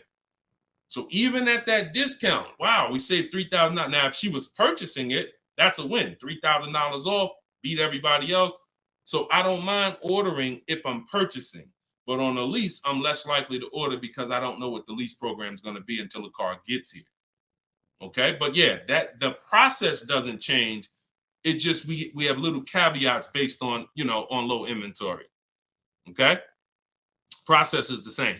Nothing changes our 7-step process. Nothing. All right, go ahead, Dolan. Shoot the next one out. All right, great questions today. We got Jermaine, Facebook. So how do you transition out of a finance into a lease? Instagram, y'all not asking a lot of questions. All right, hold on. Get blooming chosen one. All right, hold on. All right, Jermaine from Facebook says, how do you transition out of a finance to a lease? All right, perfect. So now what I like about this question, Jermaine, is you've already answered the most important question, which is how many years am I keeping the next car? That's step one in our 7-step system. You've already answered that because you've determined I should be leasing. Now the next step is equity assessment. Equity assessment. Call the bank. You don't have to worry about third-party restrictions or nothing because you're not leasing. I mean, you're not coming out of a lease, rather. So you're going to call your bank, get your payoff. You're going to take 20 minutes, go on CarMax, Driveway, Carvana, Kelly's Blue Book Instant Cash Offer, AutoNation Sell My Car, Car Guru Sell My Car. Get those 6 offers. That's going to tell you if you have equity, break even, or if you have negative equity. That's your next step. Don't do anything else until you do that. Okay? See, we always have to account for our current asset before we start moving forward. What happens if he has $3,000 in equity? That means he has $3,000. He could either apply towards his next deal, or he could put that money in his bank account and, maybe he leases the next car with no money out of pocket. So equity assessment always comes, even before we budget, before we plan our mileage, before we do anything, equity assessment is what we do. All right? All right, shoot that next one up. Shoot that one up from Instagram if you got it, Dolan. It might have took you a minute, but because we got it's comments from everywhere, y'all. No matter. Okay, here we go. For your calculator, why doesn't it negotiate to the lowest offer? My calculator is the best. My calculator is the best thing that exists because it takes all the offers you get. By the way, y'all, what she's talking about. And you got to be specific because I do have multiple calculators that I've created in my book, multiple softwares where you plug in stuff and it spits out so one of the calculators that I have is the counter offer calculator. So we never accept a deal until we send a counter. So what we do is we take the counters. We take all the offers we get, we plug them into my calculator. Whether it's a lease or whether it's several types. One is for leasing, one is for cash purchases and financing. Now, when you're financing, you're always getting your deals with tax and everything included, all in. So what it does is it takes all the offers, you plug them in, and then it spits out which one is the best, and it counters everyone based on the best offer. So let's just say a dealer says, I'm going to do a 1.1% lease. And then this dealer says 1.2, this dealer says 1.3, 1.5. It's not countering all the high offers based on their high offers. It's countering all the offers based on the lowest offer. Because if the 1.1% lease was presented to us, that means any of the dealer could have did it. So now we're calling out the 80% and letting them know that if this dealer offered me 1.1%, then you all could have done it too. You're just choosing not to do it, in which case that's what the 80% do. So we counter every single one. We even counter the lowest one. And some people in the group will say, Deshone, man, this dealer is the lowest, man. Should I be countering them for another $50 less? I say you must counter. Because you don't know if there's another $10, $50, $20. If you don't counter until a person tells you there's no more room, even if they're the lowest, that's not the best deal. So sometimes you counter the lowest offer, and the lowest offer will be like, listen, man, I gave you my best shot. I got nothing else. We know they're telling the truth because we got 4 or 5 other offers that are much higher than that. Sometimes they'll be like, listen, I can't do that $50. I'll get you another $10. That's the best I got. We know they're telling the truth because all the other offers are a whole lot higher. So that's the way the counter offer calculator works. It's gold. It's gold. So all right, we had an hour and 19 minutes. We try to keep these broadcasts about an hour and 15.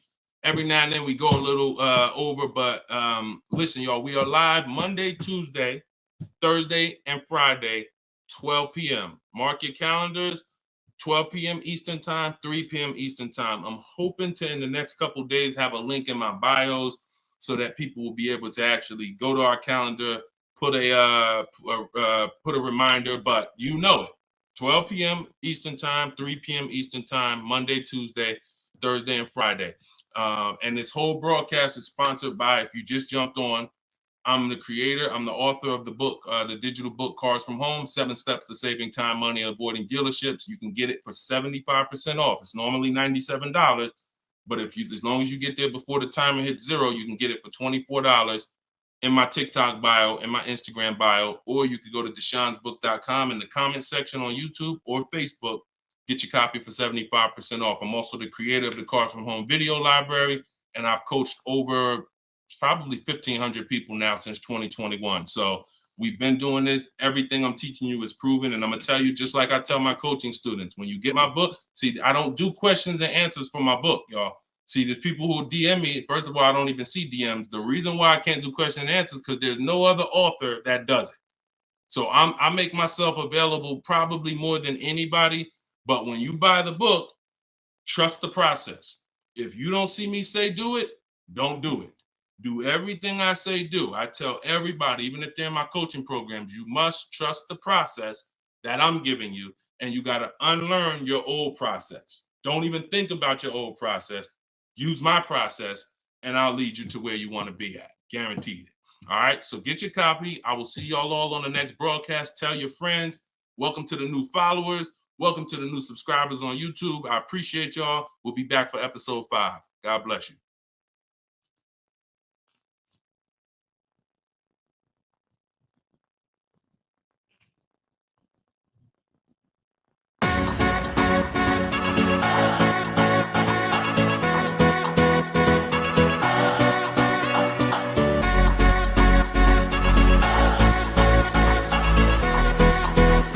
The worst possible thing you could say when you walk into a car dealership. I spent 5 years with Mercedes-Benz, 5 with General Motors, and the worst thing a person could say when they walk in is, if you could just get me to this payment, we got a deal. So your loan's probably still like 19, which means you got to pay to get out. You're upside down. It's called negative equity.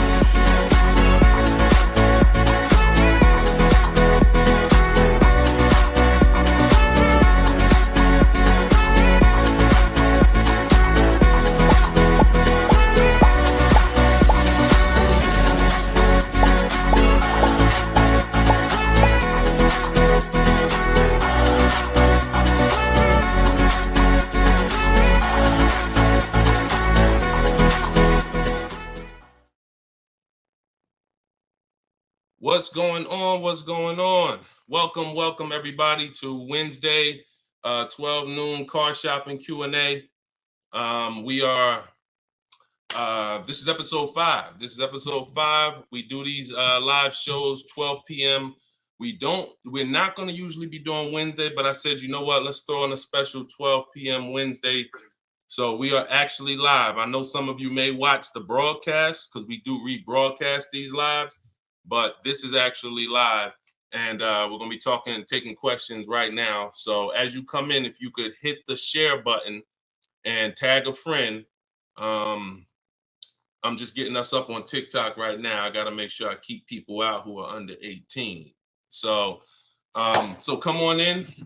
I'm going to share this. If you don't know me, if this is your first time seeing a show with me, type the number 1. Type the number 1 if this is your first time. Welcome back to people who have been here with us in the past or on previous shows. My name is Deshone the Auto Advisor. I spent 14 years in the car business, 5 years with Mercedes, 5 years with General Motors. And now what I do is I show people who want to learn how to car shop from home and how to save more money from home than they're ever going to save in a dealership. So I'm the author of the book, the digital book, Cars from Home, 7 Steps to Saving Time, Money, and Avoiding Dealerships. And I'm also the creator of the Cars from Home video library, which is a step-by-step video platform. But anyone who's on here for the next 30 minutes, you can get a copy of my new book, Cars from Home, in my TikTok bio at 75% off. It's normally $97, but for 30 minutes, you can get it in my TikTok bio for 75% off, Instagram bio for 75% off. Or you can go to deshonsbook.com in the Facebook comments or in the YouTube comments. But let's get busy. Get your copy for 75% off. Everything I'm going to be talking about on this show, once again, this is live. It's Wednesday. This is a 12 p.m. noon show. So for those of you who may have seen the broadcast, this is actually live, so we can start typing our questions in. And my man Dolan's going to pull those questions in as you guys type them. And we're pulling questions from TikTok. We're pulling questions from Instagram. Shout out to TikTok. Y'all can start typing your car shopping questions, and let's get busy. What's up, Mike? What's up, Fancy Girl?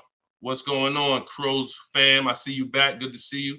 What's up, Manly Snacks? Good to see everybody coming in on TikTok. And as you come in on TikTok, can y'all start tapping the screen? If you're going to spend 10, 15 minutes with us, start tapping the screen, shooting those likes up. And then my man Dolan is going to bring in the first question when y'all type it. So Instagram, make sure y'all typing. Sometimes Facebook and YouTube, we notice y'all are a little slow. We need y'all to get a little faster because TikTok always types their questions fast, and Instagram usually types their questions fast. But Facebook, y'all got to get a little faster with y'all questions. So we know that y'all going to step up today and start getting your questions in. All right. I see one that came in from JC. You want to pull that one up, Dolan?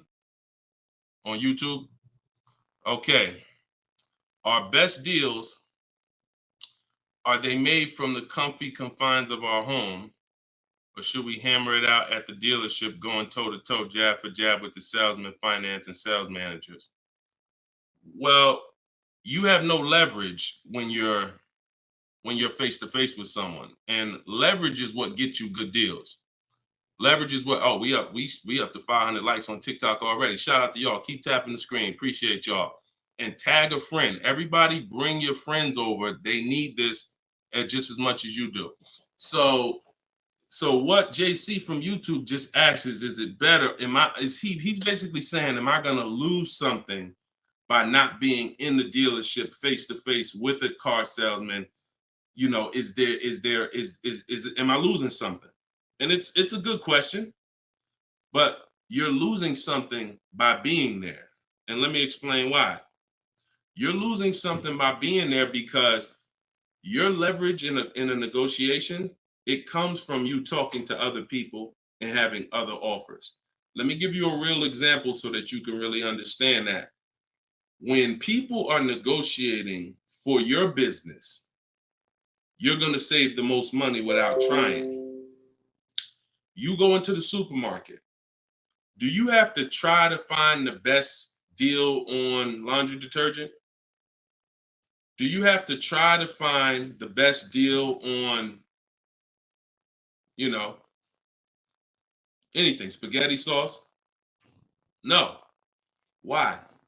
Because companies are actually hoping that you look and see that they're the best deal. Hey, look, we're on sale this week. Hey, look, choose us.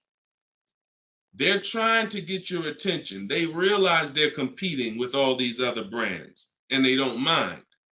So even with the TV, I always use a TV for example.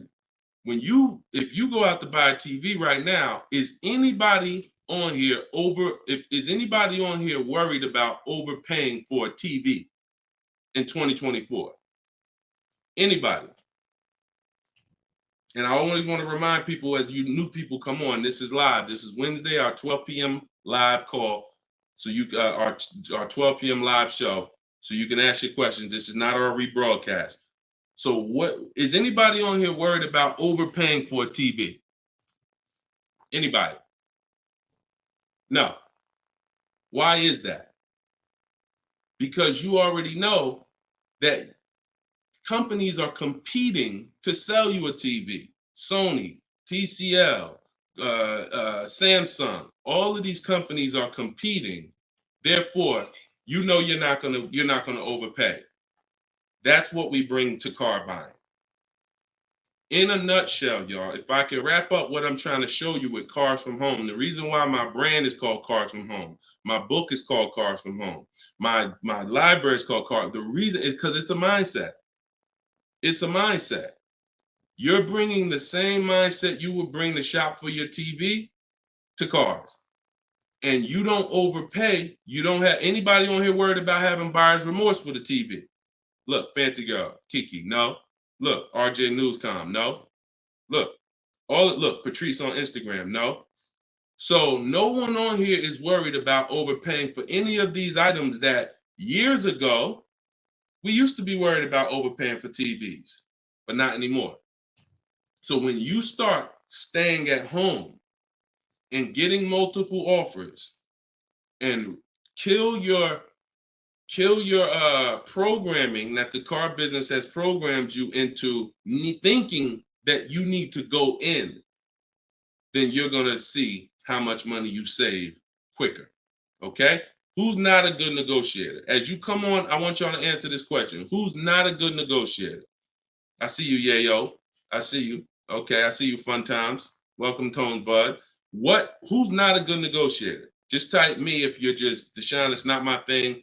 I'm not really, look, Crow's fan. No, I'm not. What's up, Tom? Julia? So all of these, look, John C on Facebook. No. William on TikTok. No. All of these people are not yet. Danny on Instagram. So what I want to tell y'all is you no longer have to think you need to be a good negotiator to win with buying cars. You're going to start making people negotiate with each other. And that's multiple offers. So if you're buying your next car and it's a new car, you're going to get at least 5 offers from 5 different dealers. And if you're leasing your new car, you're going to get at least 5 offers from 5 different dealers while you're at home. And if you're buying a used car, you're going to stay at home. You're going to look at the entire used car market on all the marketplaces. I teach 8 marketplaces. You need to be everywhere a used car is. These are like if you were buying a TV, to continue to use that example, you wouldn't just be on Walmart.com, but not be on Amazon. You wouldn't skip Best Buy. You wouldn't skip PC. Wherever there's a TV, you would be. It's the same thing. And y'all are going to save more money than you've ever saved, easier. This is how you take control and have your confidence, and you are empowered. Okay? So that's the answer to your question, JC. You don't lose by being at home making dealers bid. You lose by being in dealers going one-on-one. Okay, great question. Shoot the next one up, Dolan. All right, this one is Mr. Martinez on TikTok. Do they require a credit check with the request? Now, that's a good question. They'll make you think they do. Whenever somebody requests your credit for a quote, just know that that's a tactic. This is why you don't want to be in dealers talking. Remember this rule. Never talk numbers for a car in the dealership. Okay? Never talk numbers in the dealership. You want to only test drive the car. Now, it's a little different with a used car. New cars, leases, never talk numbers in the dealership because you have no leverage there. It's continuing to go back. You have no leverage inside the dealership. Now, when you are requesting your quote, you're going to the dealership site. In my book, my book is called Cars from Home, 7 Steps to Saving Time, Money, and Avoiding Dealerships. Everything that I'm teaching y'all is out of one of those 7 steps. Now, when you get to the point where you're getting offers, we're not using third-party websites because dealers pay for those leads. We don't want dealers paying any extra money to a company to get in touch with us. We want to go direct to dealers' websites. This takes 20 minutes. If you do it my way, you're going to the dealers' websites. In my book, I have a link to the dealers, each brand. You put your zip code in and it'll pull up all the dealers. Now, as you go to these dealers' websites, you're doing a copy and paste. Copy and paste. And now, what are we saying in that first message? What we want, what we're looking for, when we can purchase. We're not talking about numbers yet. We just want to see who has a car. Now, once we see who has a car, now my strategy that I like you to start using, and some of you who have my book, you've used it already, is the 25 to 5. 25 to 5 is when you're connecting with 25 dealers online, and the goal is to get 5 offers. So, and the reason why we get 5 offers is because 80% are overpriced. So 4 of those 5 offers are usually going to be overpriced. That's when you know you did it right. So when we're getting our quote request, one dealer might say, oh, I can't do it without credit. One of the things we say when we're requesting quotes for a lease is assume tier 1. Now, for those of you who are purchasing, not leasing, you're going to request quotes all in, taxes, fees, everything in. Now, there are people who are going to try to knock you off your game. Some of you know, if you have my book, I have scripts for everything they're going to say, because I used to have to use these templates. You're going to hear stuff like, oh, we need you. When can we get on the phone? Can we just have a quick phone call? My script for that is, I'm going to be handling my whole process from home. I'm only going to be talking to the person who actually makes the best offer. And then you always end with a question. So you will always ask. You never want to end your communication online just end with a statement, because they're trying to get you on their agenda. You're trying to keep them on our agenda, which is, you're either going to let me know what car you have. Do you have a car that matches what I want? Second, once I confirm you have a car that matches what I want, can you give me an offer for it? That's what we want. And everything we do is to stay on that agenda. Does that make sense? When you're leasing and you're buying new cars, you have to have an agenda, because, again, I'm trying to teach you, I want you shopping with strategy. I've been doing this, helping people since 2021. We've helped over 8,000 people, probably 6,000 with my book, another 2,000 with our video program. So this, we know, works. I'm not telling you something that I'm hoping works for you. You just have to do it. But what you're going to have to do is stick to the agenda and realize that my only two purposes is to find out, does a dealer have a car that matches what I want? And can you make me an offer on it? That's it. And now I have scripts in my book that do that. For all of you who just came on, this whole show is sponsored by my new book, Cars from Home. And you can get your copy for 75% off. It's normally $97. It's a digital book, because I need to update it as things change in the market. And if you got a print book, if I printed a book and now I mailed you a book, now you got the book and it works now, but when you go to use it a year from now, some things may change, some websites may change and whatnot. Now you got to buy another book. So this book is a one-time, you get upgrades as I upgrade it, and I probably updated it at least 4 times since I launched it. So get your copy for 75% off in my TikTok bio, but you only got 30 minutes. Once 30 minutes passes, it goes back up to $97, which is still a great price, by the way, because you're going to save thousands of dollars using it in my Instagram bio and my TikTok bio. So you're never getting to the point, Mr. Martinez, where you are giving a person an opportunity to run your credit, because everything you're doing is at home requesting information. So as long as you get into the business of being at home, writing and requesting prices, and seeing which dealer is going to offer you the car for the best price, you're never going to be in a position where you need to be giving your credit, because there's no reason. And if you give your credit, you fell for the game, because now they locked you into them, which is the goal. So no reason for everybody, no reason to give credit to give somebody our credit to get an offer. All right, go ahead, Dolan. Next one. Type your questions. I see a lot coming in from Instagram. I'm in the dealership right now. Vital on Instagram. Keep that up, Dolan. Vital just said I'm in the dealer right now. Now, if you're there negotiating, then you're never going to get the best deal. You're never going to get the best deal. Understand, y'all, I'm not playing games. For those of you who don't understand what we really do here, like, this is Greg right here. Greg used our strategies. He got a $56,000 Kia EV6 win. He got it for $527 a month on his lease, no money down. That's through bids. That's not through negotiations. Danielle's lease, $44,000 Audi A3. She got it for $550 a month, no money down. You know, this is on a purchase here. Sean bought. And some of you may have these cars and look at your payments and you're going to say, Dad, Deshone, I got that same car, man, and I ain't get that price. That's why I'm trying to tell you to listen. And like, we're not regular here. And sometimes I think, like, I'm not the public. I could be in the car business making $200,000-$300,000 a year if I wanted to. This is not God's plan for me. I'm trying to give you the game, but you got to understand who I am. This ship has sailed. We've been doing this for thousands of people since 2021. If you just now here and you just finding me and you haven't used my stuff yet, like, you missed it, but understand, don't keep missing it. This Sean, he got this F-150 Lightning XLT $73,000 truck, brand new truck. He saved over $20,000 getting bids my way. And the people who learn from me, they're never going back to the old way. They never going back to negotiating and dealing. It only take one time for you to use what I'm telling you and see how quick you buy cars and see how much money you save to realize, oh shoot, I'm never going back to that old way of car shopping again. All right. So if you want to do it, you need to leave that dealership. Unless you're just there to test drive, that's different. So Instagram.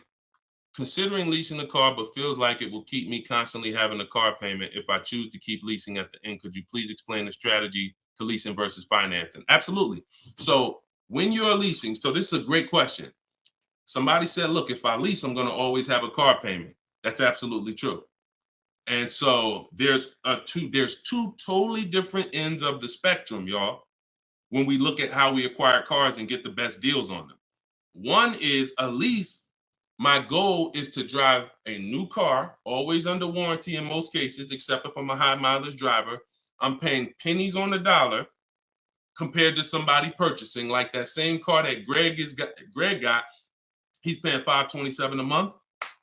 That same vehicle would be, it's a $56,000 car. That same vehicle will be $1,000 a month on the car note, at least on a 6-year car note.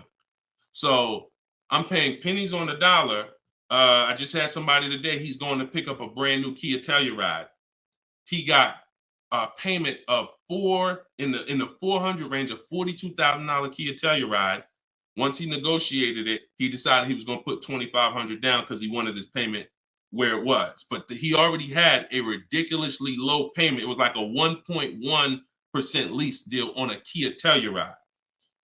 I told him, I said, you know that same Kia Telluride, $42,000, that would cost about $800 a month to purchase? He said, yeah, I know. I used to buy one. I used to buy mine. He actually had one. It got totaled. So he knows how much he was putting into that vehicle before he actually figured out he's not an 8-year person. So if you're not keeping your cars 8 years, you should be shopping for aggressive lease deals because it's pennies on the dollar. And we shop with bids because it's easy. It's fun. We're in control. And that's the way we do it. Now, the other side of the spectrum are long-term vehicles that are going to be what we call a keeper. If anybody who has a keeper in their household, type a K. If you have a vehicle in your household right now that you've had for more than 8 years, type a K. Type a K. Type a K. As you come in, y'all, if you're on Instagram, could y'all hit that paper airplane? It looks at the bottom of the screen. It allows you to share this broadcast with your friends. And could everyone who shares, could you share this broadcast? It does help. It matters. And I'm never going to stop asking for it. And I'm never going to stop appreciating the people who share. I appreciate you guys. And your friends will appreciate you more than anything, more than even I appreciate you. When you tag a friend who doesn't know me and they're car shopping, they'll appreciate you more than even I appreciate you. So, okay, all right. So we got John on on Facebook.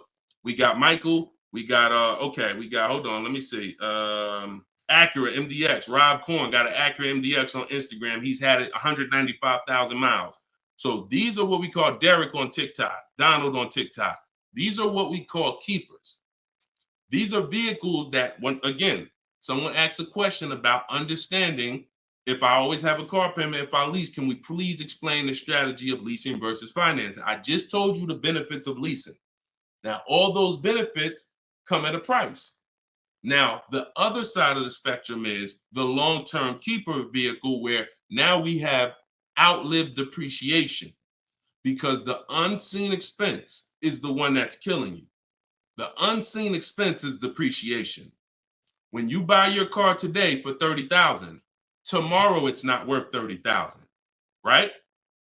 Tomorrow. You can buy a car today for $30,000 and bring it back to the dealer tomorrow. They're not just giving you your $30,000. You've lost money in one day. That's depreciation. Now you can sit that car outside your house and you can have that car. You don't drive it 1 mile. You never even touched it. And you go out there and a year later, is it worth $30,000? No, right? You never told, but Deshone, I didn't even drive it. But you understand, it's not worth 30,000 anymore. It sat there for a year. Now it's probably worth 24,000. That's depreciation. So some of you have been trained to think, oh, well, I buy my cars because I don't want to pay for the mileage.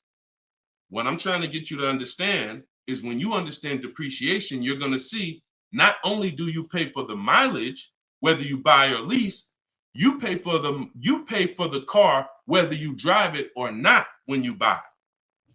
Does that make sense? Type clear if y'all are clear so far on this, on these principles.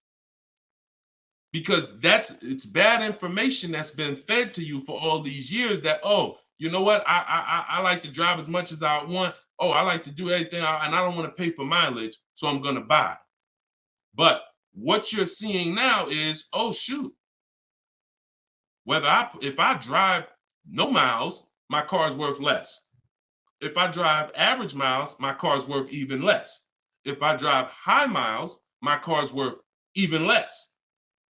Depreciation. It's the unseen expense. So now our goal with purchasing the right way and picking whether I'm going to shop for great lease deals or whether I'm going to be a long-term keeper is to avoid where the depreciation loses us the most money. The most money. Look, right here, 3, 4, 5, 6 years, you're losing the most money. This is when you don't want to have bought your car and replaced it, because you're losing thousands and thousands of dollars every year. And now many of you have been taught it's okay to switch cars while you're in here, dropping. But going back to the keepers know, all right, I'm switching cars when my value is like this, my depreciation. So all of you who said out there that you got a car that you've had for 8 years, 10 years, 12 years, now you're gonna, here's what proves to you what I'm saying is true.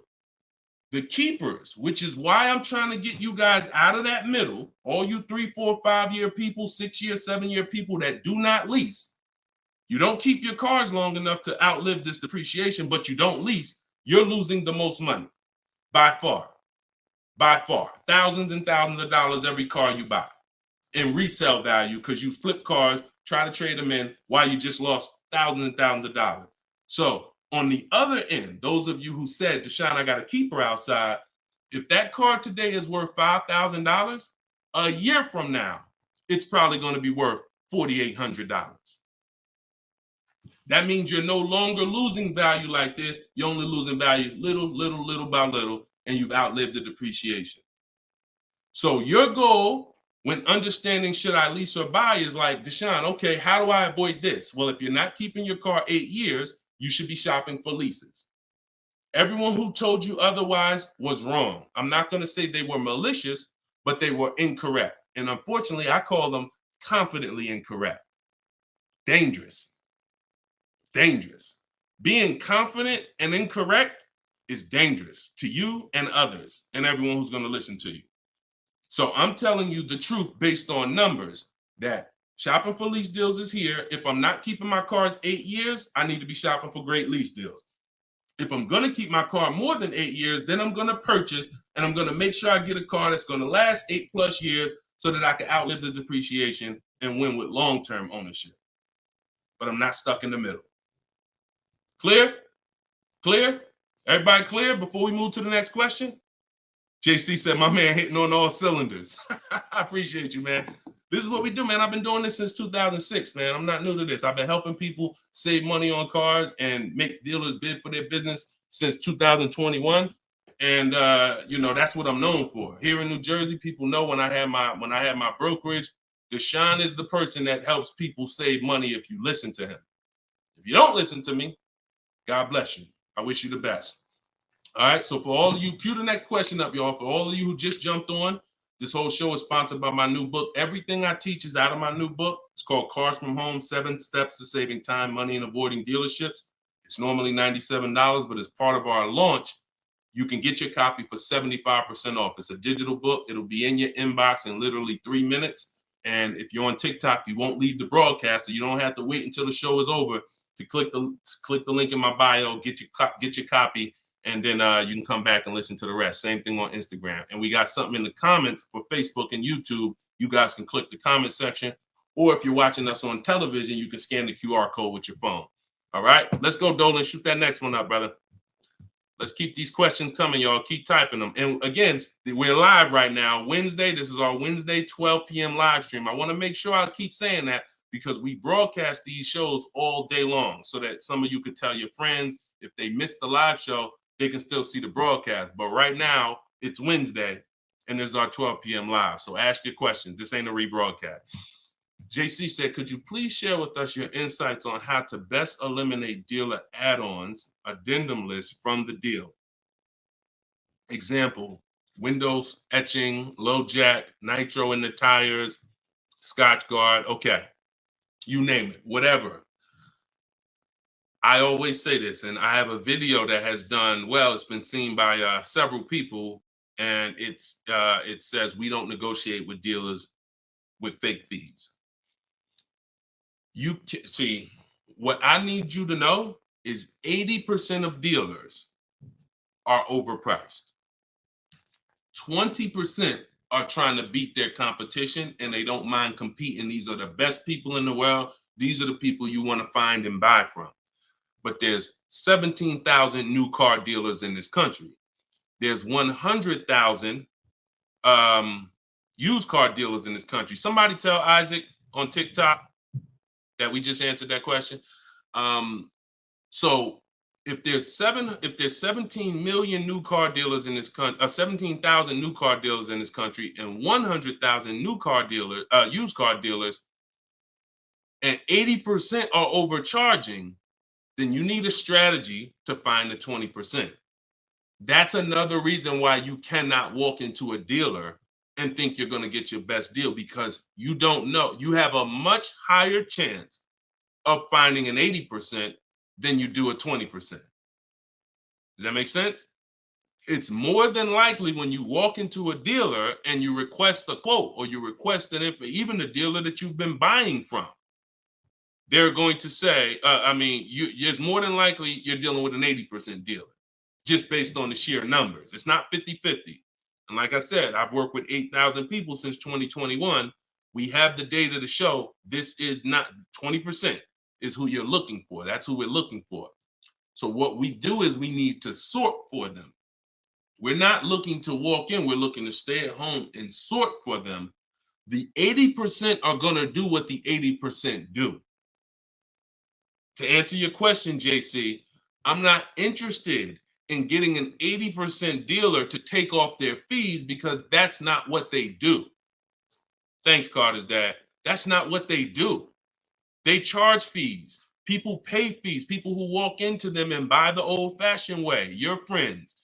Some of my friends who don't know me, most of my friends know me though now. So, pretty much everyone that knows me in real life uses what I teach. But some of your friends, pretty much any of your friends that ain't doing what we teach, they're out there walking into dealers. And the 80% are going to do what the 80% do as long as people keep paying it. As long as people, all right, man, well, look, you're going to have to take some of that off. It's made up to begin with. So how do I win if you're taking off $2,000 of fees you made up and then I think I won? How's that a win? So the tactic is the worst kind of people are going to start so high. It's called padding the deal. So when you walk into the dealership, I'm padding the deal if I'm the worst kind of person. If I'm somebody who I bounce from dealer to dealer, I make a lot of money, but my customer service scores are low, but I make a lot of money, so I always have a job. Now what I'm going to do is you're going to sit down, and I'm going to say, all right, which car are you looking for? Diana? All right, Miss Roberts. All right, here's what we're going to do. Okay, so it's going to be working out about $650 a month. All right. Shoot, that seems kind of high. Here's the problem when you're in a dealer. You don't even know if $650 was the right starting point. Maybe the real starting point was supposed to be $550. But I'm going to start you at $650 because I know psychologically you need to think you won. See, pay attention to this. Pay attention to what I'm telling you. Selling you a car, the way the car business has programmed you, it's not about you winning. It's about making you think you won. It's a psychological game that car salespeople are trained heavily for. So when you come in and I tell you it's 650, or when you look at that car and you see it and you're like, the window sticker says 42, but when we sit down and I say, okay, we got this fee and we got that. All right, so asking price is 45,700. And you're like, wait, but the window sticker says 42. But yeah, these are the add-ons that we have. All right, now I'm starting so high that I can take off money to make you think you won, and I still end up winning because I really didn't take off anything. So this is why we don't play the games of back and forth with fake fees. What we do is we sit at home, we get bids, if we're looking at pre-owned cars, we're looking at the marketplaces, we're narrowing it down because my strategy for shopping for used cars is different than new cars. New cars and leases, we use something called the 25 to 5 strategy. That's when we reach out to 25 dealers to get 5 quotes. Used cars, we use the multiple marketplace strategy where we go to all the used car marketplaces and now we look at what the low price is in the market and we sort it down to our top 3, top 5. And then we take it, we got to make sure there's no fake fees on them because that's a tactic they'll use on used cars. Fake fees, put a price out there. So everything is a screening process. That's what I want you using, a screening process, a sorting process, so that the best deal reveals itself. You don't negotiate for it. But we don't try to turn 80% dealers to 20%. They're never going to be that. Maybe they will if we change the whole industry, and they won't be able to keep their job if they don't change. But for today, 80% dealers are going to do what 80% dealers do. That's not our job. Our job is to find the 20%. Clear? Good question. Great question. Shoot the next one up, Dolan. We're live, y'all. This is Wednesday. This is episode 5 of Car Shopping Questions and Answers. We don't usually do a live show Wednesday. It's usually Monday, Tuesday, Thursday, and Friday at 12 and 3 Eastern time. So that's the schedule. If you're like, man, Deshone, I want to make sure I tell my coworkers, I got people in my church, they need to see this. Tell them Monday, Tuesday, Thursday, Friday, 12 p.m., 3 p.m., we're here live. But all day long, we rebroadcast these lives so that even if they miss it, they can watch the show and watch the rebroadcast. Go ahead, Dolan, shoot the next one up. What if your car is damaged and you want to trade it? Okay, great question. And what you'll notice is a lot of people are going to ask the same question you have because many of you are in the same situation. So what if your car is damaged and you want to trade it? It depends on how bad the damage is affecting the value, in my opinion. So let's say you have a vehicle that is barely drivable. You're selling it in its worst condition and it's making, example, let's say you got a BMW, older BMW, the transmission's slipping or the transmission's out. It doesn't drive or it needs an engine. Something where literally the integrity of the car is totally compromised. That car is almost worthless. That car is going to be worth $500, $1,000, depending on the year, the mileage, $1,500. Meanwhile, if you put a used transmission in, this is why I'm an advocate. I preach you should always have a great local mechanic, a great local service shop in town that you use when your car has no warranty left.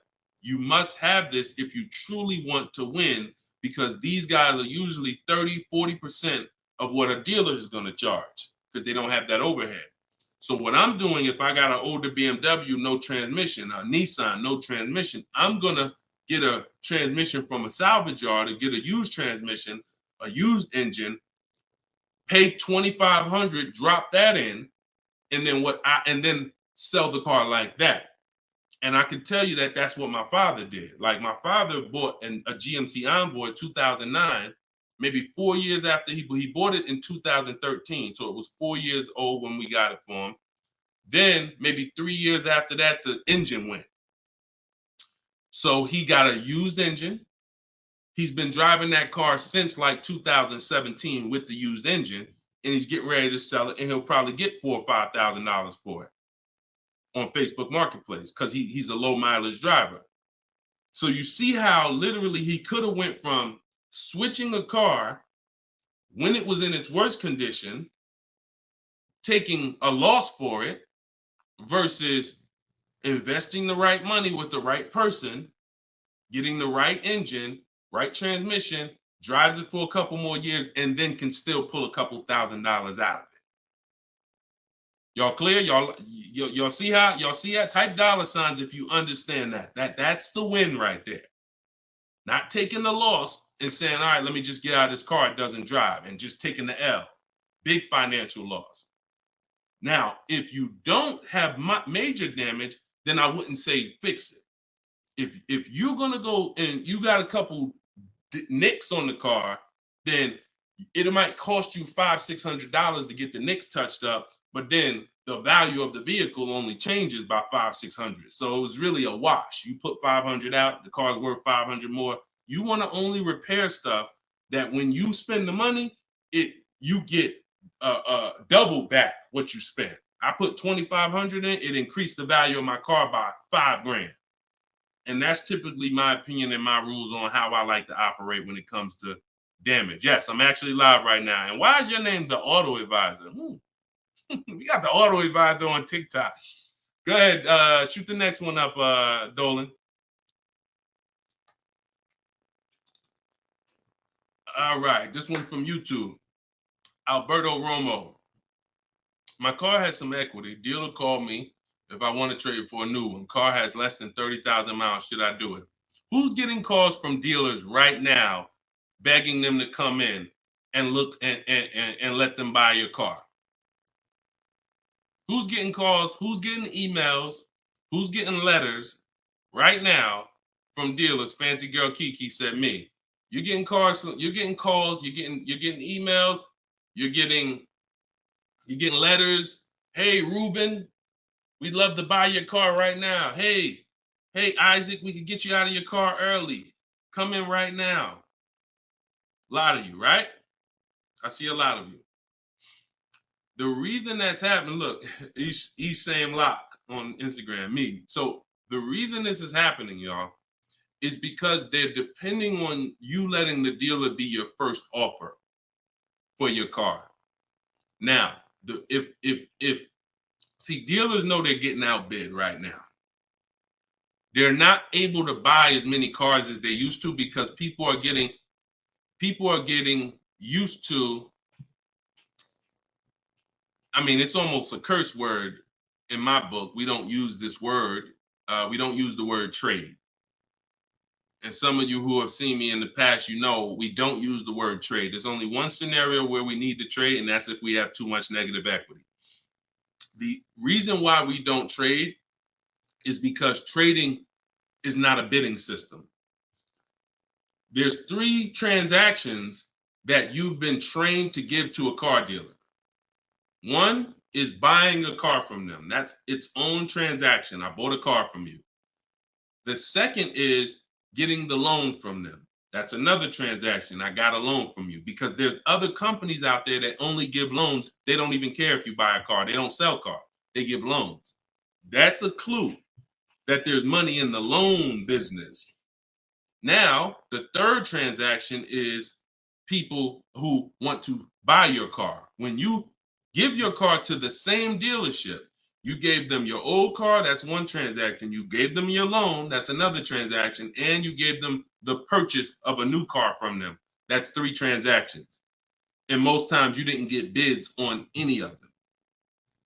That's how you're losing money. You're probably losing $2,000 here, probably $1,500 on the loan, and then maybe another $1,000, $1,500 on your car that you gave to them.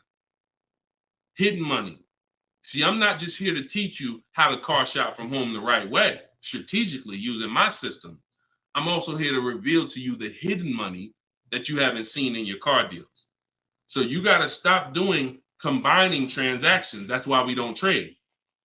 We get offers in my book, step 2. My book is 7 steps. Everything I teach is 7 steps. Those 7 steps won't change. First step is most important question. That's leasing versus buying. How many years you keep in the car? Second step is equity assessment. I need to get offers for my current car, my current lease, see if I have any equity, see if I can break even, or see if I have negative equity. Third step is deal structure. I need to find out how much this car is supposed to cost if I get a deal on it. I'm budgeting for a deal. See, we don't budget based on how much I could afford. I'm budgeting, I'm looking at a car if I'm going to lease and saying, if I'm leasing, this is what a good deal would be on this car. I'm budgeting if I'm purchasing, this is how much I'm coming up with. Watch this. Many of you go in and you've been, oh, I only want to spend no more than $500 a month. Or hey, I only want to spend no more than $30,000. You end up spending $570, or you end up spending $31,500. Or they say, hey, yeah, we got you to $30,000, but what about the taxes? All right, well, I guess I'll just put that on the credit card. So you end up going over budget because you shop with your max budget in mind. We never shop with our max in mind. We shop with multiple goals below our max so that we always, no matter where we land, we're under our max budget. That's step 3. Step 4, we do something called shopping, not buying. We don't mix the two with my system. Shopping is deciding what you want. Buying is step 5 when we go into the market and we start getting offers on what we want. But when you get to step 5, you're in the market getting offers. Step 6 is paperwork and protection. All that paperwork that you need to know. All right, yo, do I need this product? Warranties, all of that is step 6. And then step 7 is delivery. So everything I'm teaching you falls under one of those 7 steps. And I'm trying to get you to use a system instead of winging it. If you don't wing it, you'll be fine. But step 2, Alberto, is the equity assessment, where you're getting offers to find out what your car is worth. You can give the dealer an opportunity later to beat it, but you need to know. That's why we don't respond to those. Hey, come on in. Let me look at your old car. Let me buy your old car. Hey, come on in. Let me see. You need to call your bank for a payoff, and you need to go to CarMax, Driveway, Carvana, Kelly's Blue Book Instant Cash Offer, AutoNation, Sell My Car, Car Guru, Sell My Car. Take you 20, 25 minutes to do your equity assessment, and you got real cash offers that you'll know if I have equity in my car, and you'll know these people can cut me a check in an hour. And now let me go prepare to shop for my replacement car because these companies already bid on my old car. Type clear if y'all are clear on that. That's the equity assessment. That's my 7-step system. That's why my book is called Cars from Home, 7 Steps to Saving Time, Money, and Avoiding Dealerships. All right. All of you could get a copy. You could get your copy for 75% off. It's normally $97, but as part of our launch, you can get it in my TikTok bio for 30 minutes for 75% off. Once the timer goes back up, once the timer expires, it's back up to $97. So get your copy before the timer runs out. Same thing with Instagram. Go to my Instagram bio. You'll have it 3 minutes and you come back to the show. And if you're on Facebook or YouTube, we got links in the comment section for you. All right. Great question, though. Look, go ahead. Shoot the next one up, Dolan. Oh, it said, this man, bro, spitting gold fire for real. I hope this isn't going over anyone's head. Me too, bro. Listen, me too. Keep that question up. Fancy girl Kiki from TikTok. But me too, bro. Like, I'm sitting here, man, and I pray every day that the Lord help me to look. I want you to even see. I gotta unlearn. That's why I represent this brand. I got to unlearn. Like, I have been programmed, and the people who programmed me have actually programmed me because they make more money by me staying programmed. So some of you, it's unfortunate, are not going to spend $24. You're not going to spend $24. Now, I had people get the book for $97. It's people that might be on here that say, man, I got the book before we even had this sale. $97, but some of you are not going to spend $24 to get the book. But you want to go into a 5-figure transaction, a 5-figure, $10,000, $50,000, $100,000. Some of you who are buying luxury vehicles and exotics transaction, but it's something about not, and that's just unfortunate. All right, fancy girl Kiki from TikTok. Is it true that you can have your down payment go towards your payments? So all right. So when we're working out our loan, again, this is still combining the loan and the purchase of the car. Because when you're actually trying to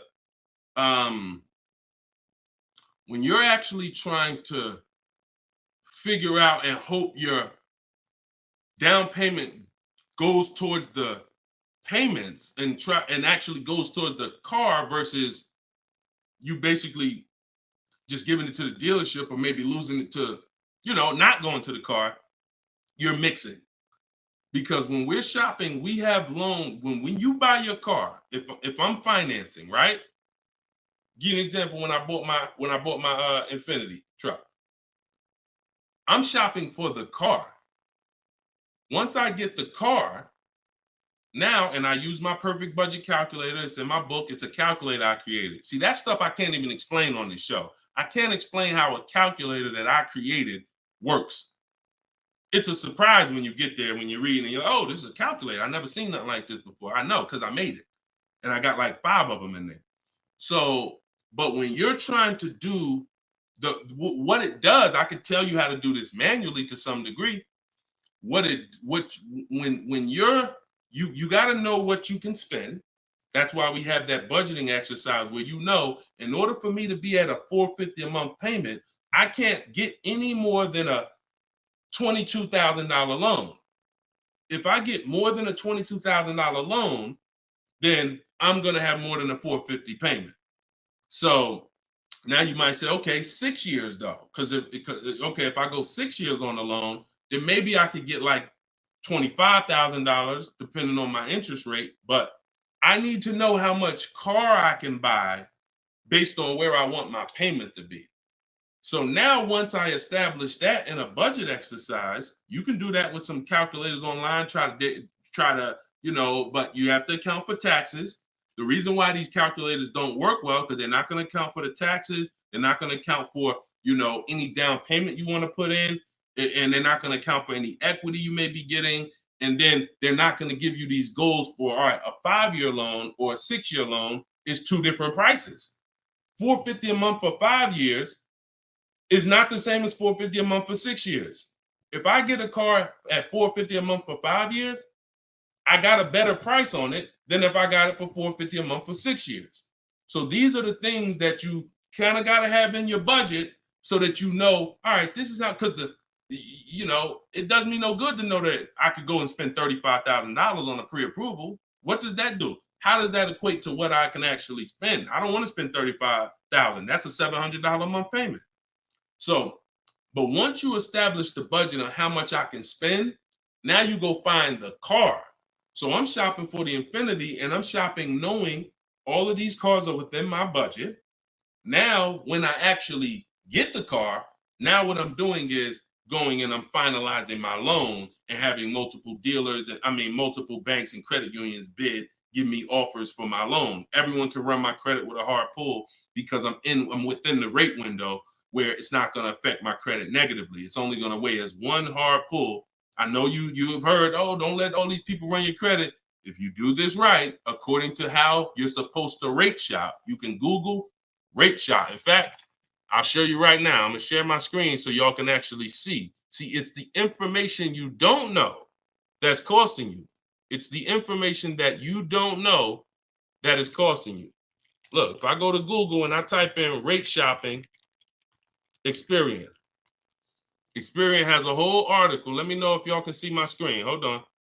Oh, wait, hold on. Entire screen. Look. So I go right here. Rate shopping. They have a whole article about how to properly rate shop. And let me see. Look, the FICO score window is 14 to 45 day period, depending on which version is used to calculate the score. So we do it in 2 days. We do it in 2 days. So we don't even use the 14-day window. That's why we don't let anybody run our credit with a hard pull until after we already find our car. So now you come in and you are I'm letting all these people run my credit to get their offers for my loan, their offers for my interest. And then what I'm doing is whoever makes the best deal there, I'm calling the dealer and I'm giving the dealer an opportunity to beat it. Because the dealer has another 7, 8, 10 banks that they might, let me see if I can beat that because I like to earn the business. And that's what I call the bank bidding war blueprint. So I'm putting that when you get my book, you actually get the bank bidding war blueprint because I haven't combined it with my book yet. It's going to take me probably about 30 days to combine it into my book. So I just send the book and I send the bank bidding war blueprint. That strategy right there is called the bank bidding war. So we're not worried about if our down payment's going to go to the car, because our loan is always worked out with the bank, not with the dealership. Okay? Separate these things. When you start separating these things like I want you to, you're going to see I can't get into the same trouble I used to get into. Okay? Go ahead, shoot the next one up, Dolan. Great question. Are you even actively selling cars, or are you just selling books now? No, we're all in the education business. I haven't sold cars since 2020. TikTok, what's the best way to approach a used dealership? From home. All the marketplaces. So you don't want to, if you're shopping for a used car, you cannot afford to miss a place where a used car is. What does that mean? Car Gurus, Auto Trader, Carfax.com, CarMax.com, Carvana, Driveway, eBay Motors. There's 8 marketplaces that we use. Vroom used to be on there, but Vroom's out of business now. So, and we don't use, people will say, why don't you use Auto Tempest because it pulls inventory from all that. We don't use a third-party site, because what it's doing is pulling, it's not going to pull all the inventory, because no one's going to give this third-party site permission to just pull all their inventory, and now people start going to the third-party site instead of coming to them. So we just go direct to the marketplaces. And then the first thing we're doing, once we know our budget and what we can spend, we're going and we're looking for our car. But we are not going, the first thing you need to do if you want to get, y'all know, like, what I'm famous for is teaching people how to get below market deals from home. Below market deals. When you're getting below market deals, you have to realize there's 2 other categories of most people paying. Some of you have been paying market value. Some of you have been paying above market value. So below market value means there's 2 categories that we want to buy below what they're paying. Okay? So we got to have that in our mind. Below market. Like when you look at Eddie. Look at Eddie. This is 2023.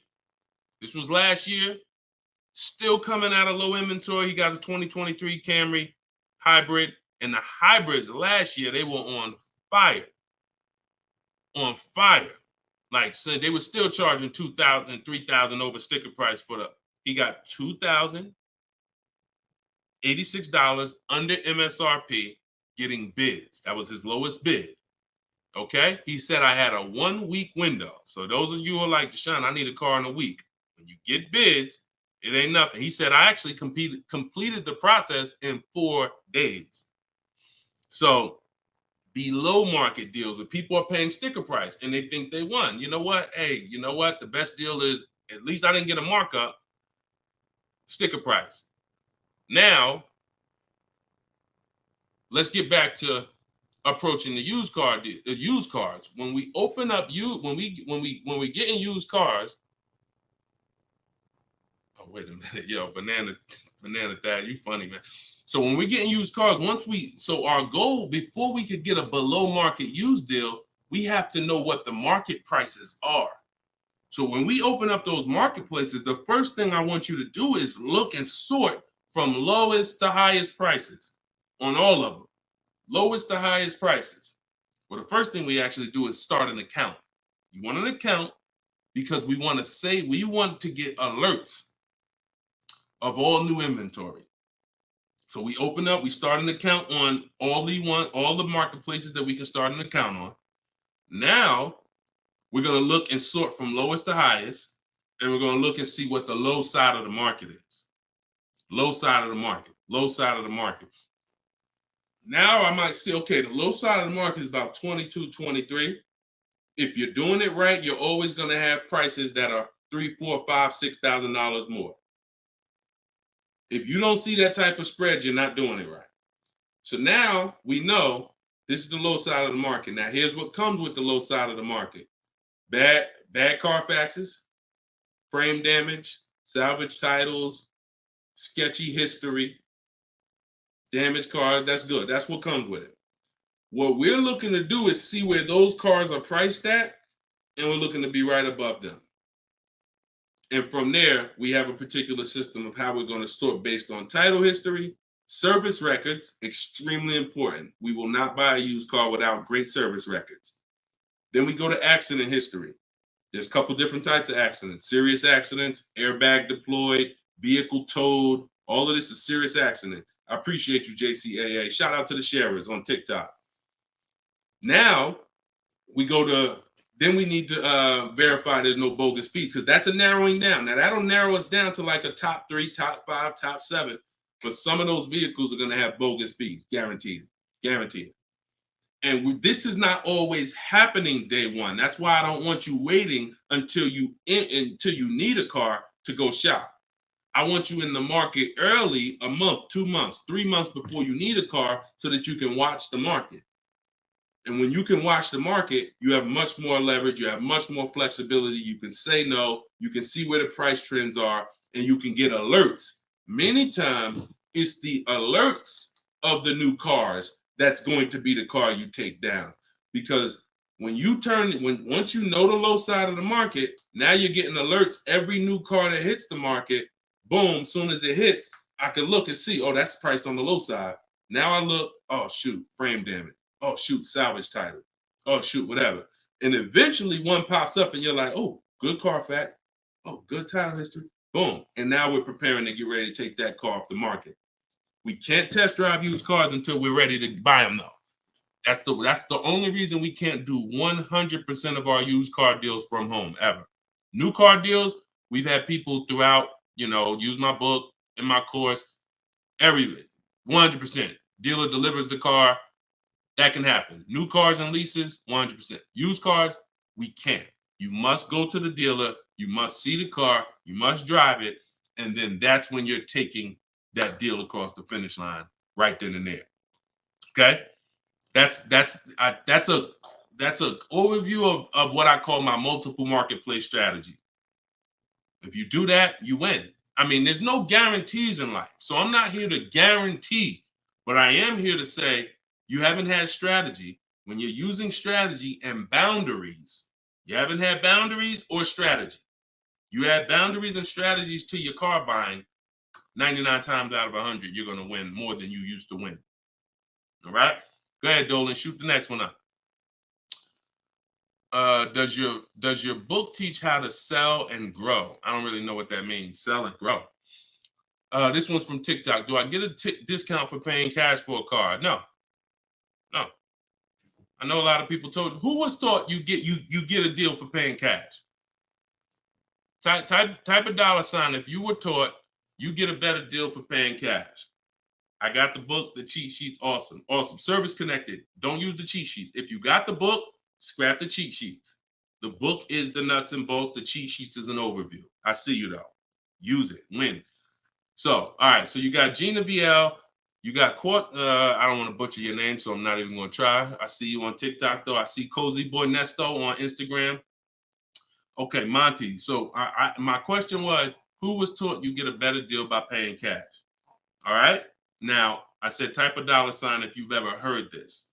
Now, I don't want you operating with bad information. Let me tell you where this came from. And remember what I said earlier in the show. Earlier in the show, I told you, the car business is not about you winning. If you win, great, but it's about making you think you won.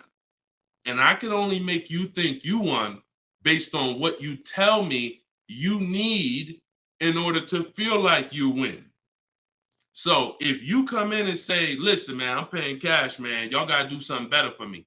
I'm not going to sit here and tell you, well, you don't get a better deal for paying cash. Now, I would tell you, listen, I'm going to be honest with you. You can get this price whether you pay cash or not. So, like, there is no, but somebody who's like not going to be willing to go and tell you that, they're going to make it look like, all right, I got to make you think that the deal I'm giving you is because you pay cash. This originated from when dealers used to finance cars. There are still people And you may be one of them who think the dealer owns your car after you get it. That's why there are people who say if they can't afford a car, they say, man, I'm gonna get a dealer back their car. It's not their car anymore. Unless you're dealing with like a buy here, pay here place where they're actually extending the loan to you, it's not the dealer's car anymore. But back in the past, dealers used to extend loans. They would hold the financing. So if you offered them all the money up front, it was an incentive for them because they knew it guaranteed they get the money now. And it also saved them interest. It saved them, if they were holding the note, then they're still technically paying for that car. And they're like, okay, I could save you another $1,000, $1,500 because you're going to give me all the cash up front. It's not like that anymore. It's not. Literally from the time you leave, the dealership is funded in full in hours. Like by the time you drive off, wire transfer, the dealer is funded for the car. The funds come from Bank of America, Chase, TD, M&T Bank, whoever it comes from, wired to the dealer. From that point, it's between you and who? Who's on the title? Who's the ones calling you if you don't make the payment? Who's the one setting up the car to be taken if you don't make the payment? It's not the dealer, right? It's the bank. So it's always between you and the bank from that point, which is why you don't get an exactly life experience. You're not getting a better deal paying cash. And that's just because that's the way it's set up. Now, the rare exception that you may see, and this doesn't happen a lot, sometimes there's like a low interest rate. Like when I was with General Motors, we might have like all right, you could get 0% interest, or you could get a $5,000 rebate. Only on a new car though. But you can't do both. So if you had somebody who could pay the cash, maybe if they save more money by taking the rebate than they would if they were to take the loan. So in which case, you're not getting a better deal because you're paying cash. It's just an incentive to, you're getting a rebate. But so those are these are very rare circumstances. So I just don't want you going in and telling you that you heard that from me. And I'm just telling you that's the truth. Like that is the truth. And when you really look at how banking works and how dealerships work and the fact they don't own the car, you'll understand there's no incentive to you paying cash at all. And if you're not investing your cash, see, I want you to also think about what you're doing with your money. Because if you want to pay cash, God bless you. Pay cash. Interest rates are high. Put as much down as you can. Pay cash. Get the loan out of there as fast as possible. You're paying 6, 7, 8, 10%, 12%. Get the loan out of there. Pay it off or make a large down, only finance a small portion of the car. But if the rates are low, which at some point we do believe rates will be low again, or I always tell people in the bank bidding war, you got to check, see if there's any special interest rates. There might be 0%, might be 1%, 2%. So if those instances exist, there are people who your money's invested. You're getting 8% on your money. You're getting 6%. You're getting 10%. You're in real estate. You're getting 15%. It makes no financial sense to take that money that's earning money for you out and put it into a car that is going to lose money for you. That $20,000, $50,000 you put in the car is going to be worth half of that in 3 and 4, 5 years. 5 years, it'll be worth half. So these are the things I talk about. I don't believe in one size fits all car advice, y'all. That's why I'm always saying it depends on this situation. If you're this type of person, if you're keeping your cars 8 years, you should be buying. If you're not keeping your cars 8 years, you should be selling. You should be leasing. A lot of people think, okay, Deshone, you talk about leasing a lot. I talk about leasing for people who are not keeping cars 8 years because they've been taught that they should still be buying. But I'm putting you in the strategy that's custom to your life versus what you've been hearing, which is people telling you, hey, do what I do. Only buy used cars, pay cash for them. Now, that's your situation. So anyway, so all of this is out my book.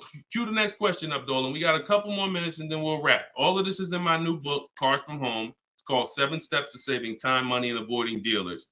Normally $97. You can get your copy for 75% off for 30 minutes. It'll be $24. And everything I teach is in there. You know, everything that my my students in my video course have had, my coaching. This is the same 7-step strategy that we use to get these below market deals. And I've been showing them throughout the show. So if you just jumped on, like we've been showing these deals throughout the show. All right. Go ahead, shoot the next one up, Dolan. How can we eliminate dealer ad? Oh, we did that one. Yeah, we did that one from YouTube with the dealer add-on. This one's Dakota from YouTube. I have a Malibu Chevy, still drives good. However, the dealer's banged up as well as a few scratches. The door's banged up as well as a few scratches. I mean, if it's cosmetic, if it's banged up, I wouldn't worry about the few scratches because the few scratches is really what's normal. And you know, people expect you to have normal wear and tear on the car. Some people think, hey, if I have a, you know, even with leasing, you're allowed to have wear and tear, a couple nicks, dings, they allow that. They don't expect you to bring the car back perfect. Same way with this. But if it's a big dent that would be an eyesore and you can get a company like Dent Wizard or something like that to come pop the dent out, then I would do that. That might be $200, but it might make a buyer pay, you know, $1,000 more for the car. Because if I come and I see the doors banged up, I probably want $1,000 off depending on what you asking. But if I come and see you done smoothed it out, now you could ask, and I'm less like, you know. So that stuff that you can put a little money in that gives you a bigger return when you go to sell a car. Okay, in my opinion. Okay, show and tell. I have the book. Is Maps Academy different? Yeah. Maps Academy is my video program. The book is the 7 steps. I have a video library that's 7 steps in video, and then Maps Academy is, you know, my video program, and I coach people. So we do these Zoom calls, so we make sure we answer questions. So I always say, get in where you fit in. You know, get in where you fit in. I don't care how you get the information. Get the information. You want to get it from my free videos on social media. You want to cycle through those. I got hundreds of them. Piece things together. Get in where you fit in. You want to be on the live show. Try to piece it together. You want to get the book. You want to be in the video library. You want to coach with me. Whatever. That's what I'm saying. It's no excuse. It's no excuse for any of you not to be getting below market deals when the information exists. And it's thousands of people that testify about me. I'm not new here. We got over 2 million followers. If I wasn't helping people, it would have been out by now. Somebody would have wrote by now, oh, this guy don't do what he said. I got thousands of people around this country, testimonials, hundreds that we done just grabbed, boom, boom, emailing us, yo, look at my deal, look at my deal. So it's just, you are just now discovering what we do. But understand, we've been doing this. All right. All right. All right. Go ahead. TikTok. What would be the sweet spot year in buying a used large SUV, Suburban, or Expedition? Much as you could afford. You see, so when you look at quality, this is why I like to have multiple goals. Because what I like to do is I like to have a goal, right? 5-year loan, no down payment. That's one price. 6-year loan, no down payment. That's another price. 5-year loan with the money, you know, I might say, okay, if I have to, I can put $5,000 down. You know what I'm saying? Some of you, that's realistic. That's how you look at it. Man, if I have to, I got $3,000 I can put down. If I don't have to, I don't want to. That's why when you use my perfect budget calculator, which is in my book, step 3, when we're budgeting, we're deal focused budgeting. Here's what you want to know.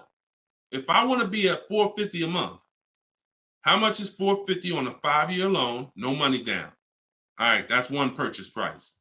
Now, second tier, $450 a month, no money down, 6-year loan. I told you I pay more if I had $450 for 6 years than I $450 for 5 years. So that's the next step up. Then I say, okay, 5-year loan using my down payment money. And then my max budget would be 6-year loan using my down payment money. But understand, I'm still under my max budget. I don't care if I have to go, and then we have another step where some of you have an old car. You have an older car, you're going to be selling it. You got 3,000 equity, you got 5,000 equity. That's also in there. So then it'll be no down payment, no equity. No down payment, no equity, 6 years. Down payment, no equity. Down payment and equity. See, all of this is below my max budget. Once I do a 6-year loan, my down payment and my equity, I'm not mad because I'm still under my max. Now, if I go above that now, if I wanted to do 5 and now I'm doing 6, or if I want to do $450 a month and I'm doing $480, now I've gone above my max budget. So my system for purchasing, we use this for new cars, used cars. Anybody who's getting a loan, this is what we do. This is in my book. My calculator generates those 6 goals for you. So when we say sweet spot, my first target is that first goal. That's my first target. When I went shopping for my Infiniti, I was looking for a car under that first price. Couldn't find it. Jumped up to the next tier. Couldn't find it. Jumped up to the next tier. And it was my 4th goal is where I found this one at. But I still had like $4,000 or $5,000 more that would have kept me below my max budget. So that's how you want to do it. Shorter loans, no down payment. Longer loan that I'll take is 6 years. I'll never recommend anything longer than 6 years. And then we start adding those resources that we have to it. And then once we tap out at the top, that's our max budget. 6-year loan, the most down payment money. And then if I have any equity from my car, I'm putting that all into the deal. And then as long as I find a car in any of those, and that's usually like a $10,000 to $15,000 spread, depending on, how much resources you got. That's a couple $1,000s right there. So that gives you the room to bump yourself up without letting a car dealer bump you up over your budget. All right? That's why it's called the perfect budget calculator. And I invented it. All right? Praise the Lord. Listen, I appreciate y'all. We've been on for about an hour and 15 minutes. We do these shows live Monday, Tuesday, Thursday, and Friday. Wasn't going to do one today, but you know what? I said, it's Wednesday. Let's jump on. Let's do a live. Let's get some questions. Let's get as many as we can. But this is what we do, y'all. You could tell your friends 12 o'clock and 3 o'clock, Monday, Tuesday, Thursday, Friday. You can meet me live on any of my platforms, Facebook, TikTok, Instagram, or YouTube. And we'll be doing this live Q&A to make sure you guys get what you need to save money and get below market car deals. That is the goal. So for those of you who like Deshone, I appreciate the show, but I want everything in one spot, man. I don't want to even have to come back to this show anymore. That's all in my new book, Car Shopping. It's called Cars from Home, 7 Steps to Saving Time, Money, and Avoiding Dealerships. You can get it for 75% off in my TikTok bio. It'll be in your inbox, and everyone who gets a car, who gets a book, right when you purchase, I give you a support email. So on that last page, you'll see a support email. If for some reason I don't give the support email out to the public because people just be emailing me with questions and all that. I don't do DMs. I don't do none of that because we got too many people to be doing DMs and all of that. Once you purchase this book, you get a support email. If for any reason your book doesn't arrive in 5-10 minutes, check your spam, check your junk folder. But if it's not there, then email us at support and we'll make sure we get you a copy right to you. All right. So use this information, get your book for 75% off. You won't pay the full $97 in my TikTok bio, in my Instagram bio, or in the comment section on YouTube or Facebook. We got a link in the comments for you, or you can scan the QR code. But that's what we do, y'all. Below market deals. That's the goal. Keep unlearning, keep relearning. I appreciate you. All right. See y'all on the next live.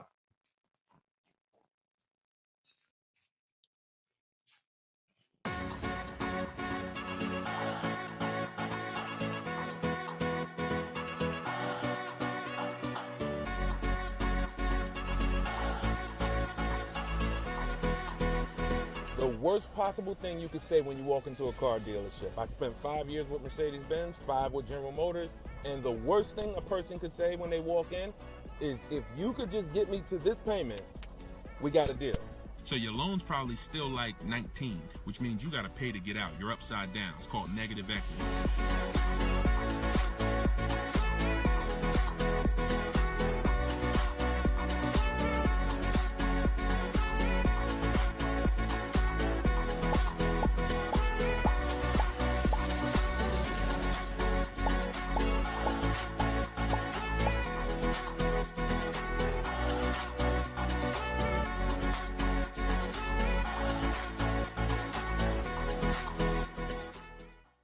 NY Gail, welcome everybody to episode 6 of Car Shopping Questions and Answers. I am your host, Deshone, publicly known as Deshone the Auto Advisor. We do these shows Monday, Tuesday, Thursday, and Friday live at 12 p.m. Eastern Time and 3 p.m. Eastern Time. So I know some of you may see our live rebroadcast. That's for you to tell your friends about. That's when you can't make the show, you catch the rebroadcast. But those are the times that we're live.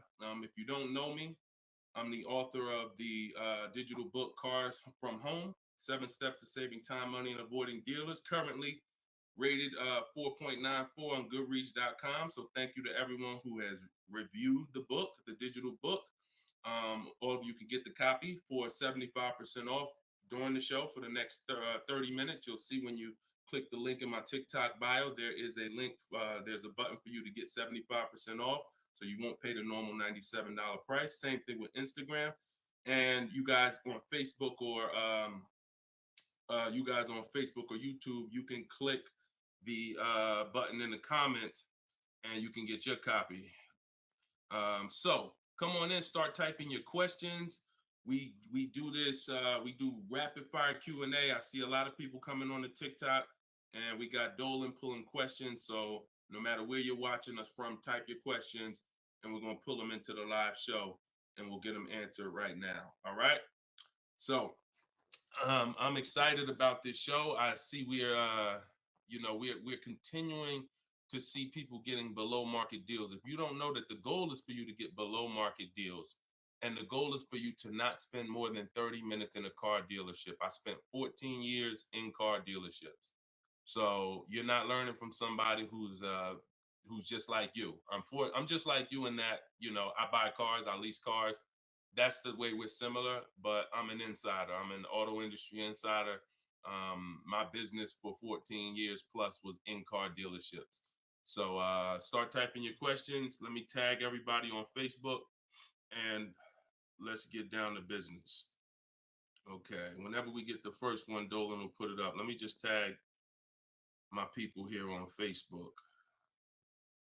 All right, there we go. Okay, what's up, Skinner? Good to see you.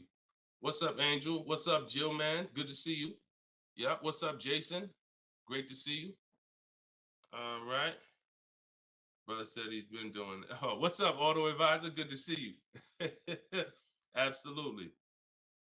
All right, y'all got to type fast. I know you probably, and try not to make your questions long. Try to get all your question in one shot, but try not to make it too long where it can't fit in. All right, this one's from TikTok. Isaac from TikTok said, best current APR rate for tier A1 credit. So the best APR is always going to come through getting bids. Now I know this is new. This is new to most of you. But getting bids is how you're going to get your best and guarantee your best car deal, your best loan. So I'm going to lay out this process we call the bank bidding war. And if you follow this step, you'll be able to have 10, 15, 20 banks and credit unions bidding for your loan. And then you'll be able to pick the best one. And the way you do this is extremely important, because if you do this right, then it's only going to have the same effect on your credit score as one hard inquiry. So think about what we're saying.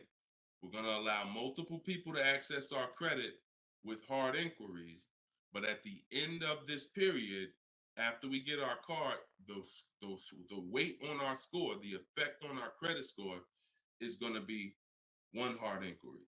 So the first thing, there's 3 rounds in the bank bidding war. The first round is to always check and see if there's any special interest rates or special promotional rates that are being advertised for the car you're looking for.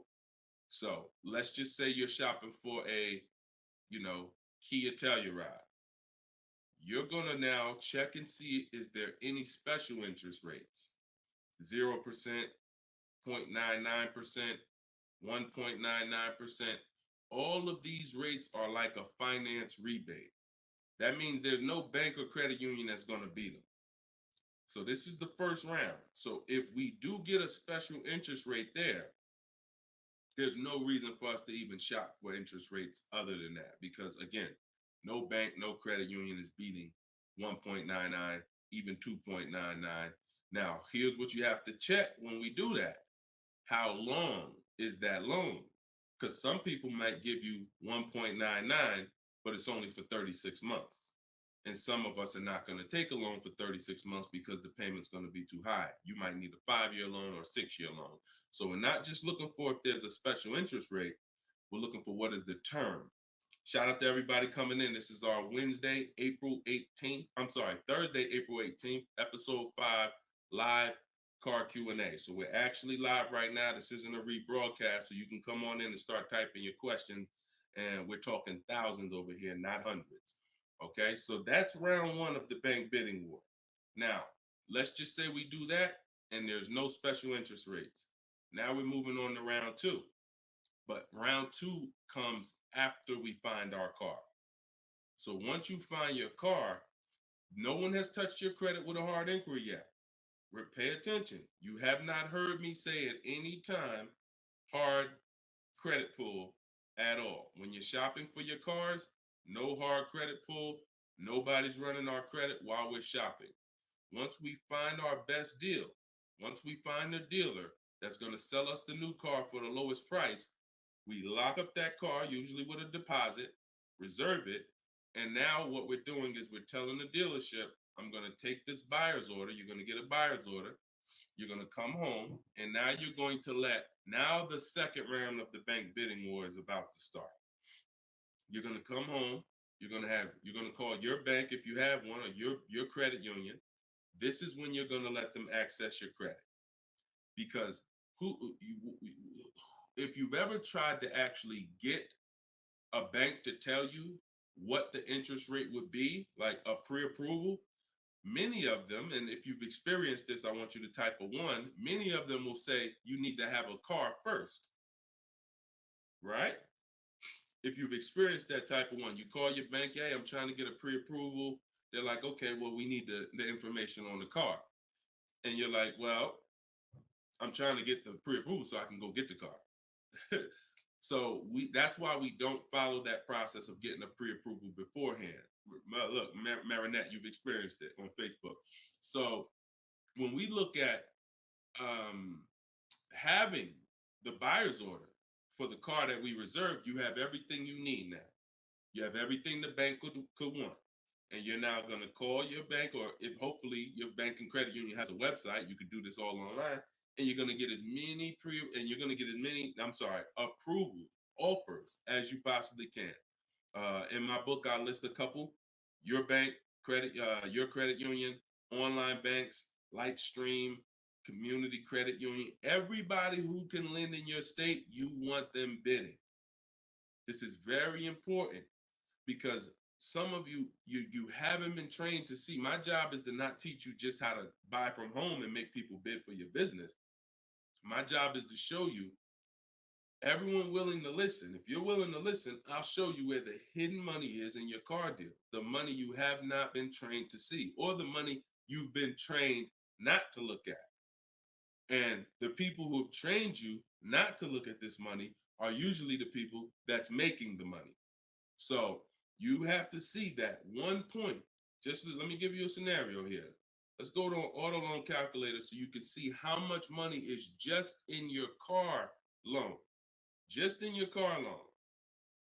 And we're going to do a couple different interest rates so y'all can take this serious, and you'll see why you need to be getting multiple bids for your interest. So If I'm buying a $30,000, if I'm looking to borrow $30,000, let's take $30,000 for an example.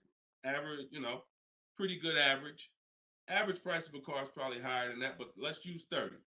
Now, if that interest rate is 5.99, total interest paid is $4,791 over the course of 5 years at 5.99. If the interest rate is 7.99, total interest paid is $64.89. That's over $2,000 difference. 2 points, $30,000 loan. Now, some of you are going to be borrowing more than that. Some of you are getting $50,000 loans. Interest at that same 7.9 on a $50,000 loan is $10,815 over 5 years.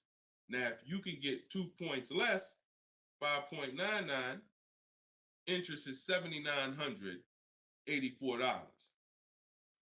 This is $3,000 difference.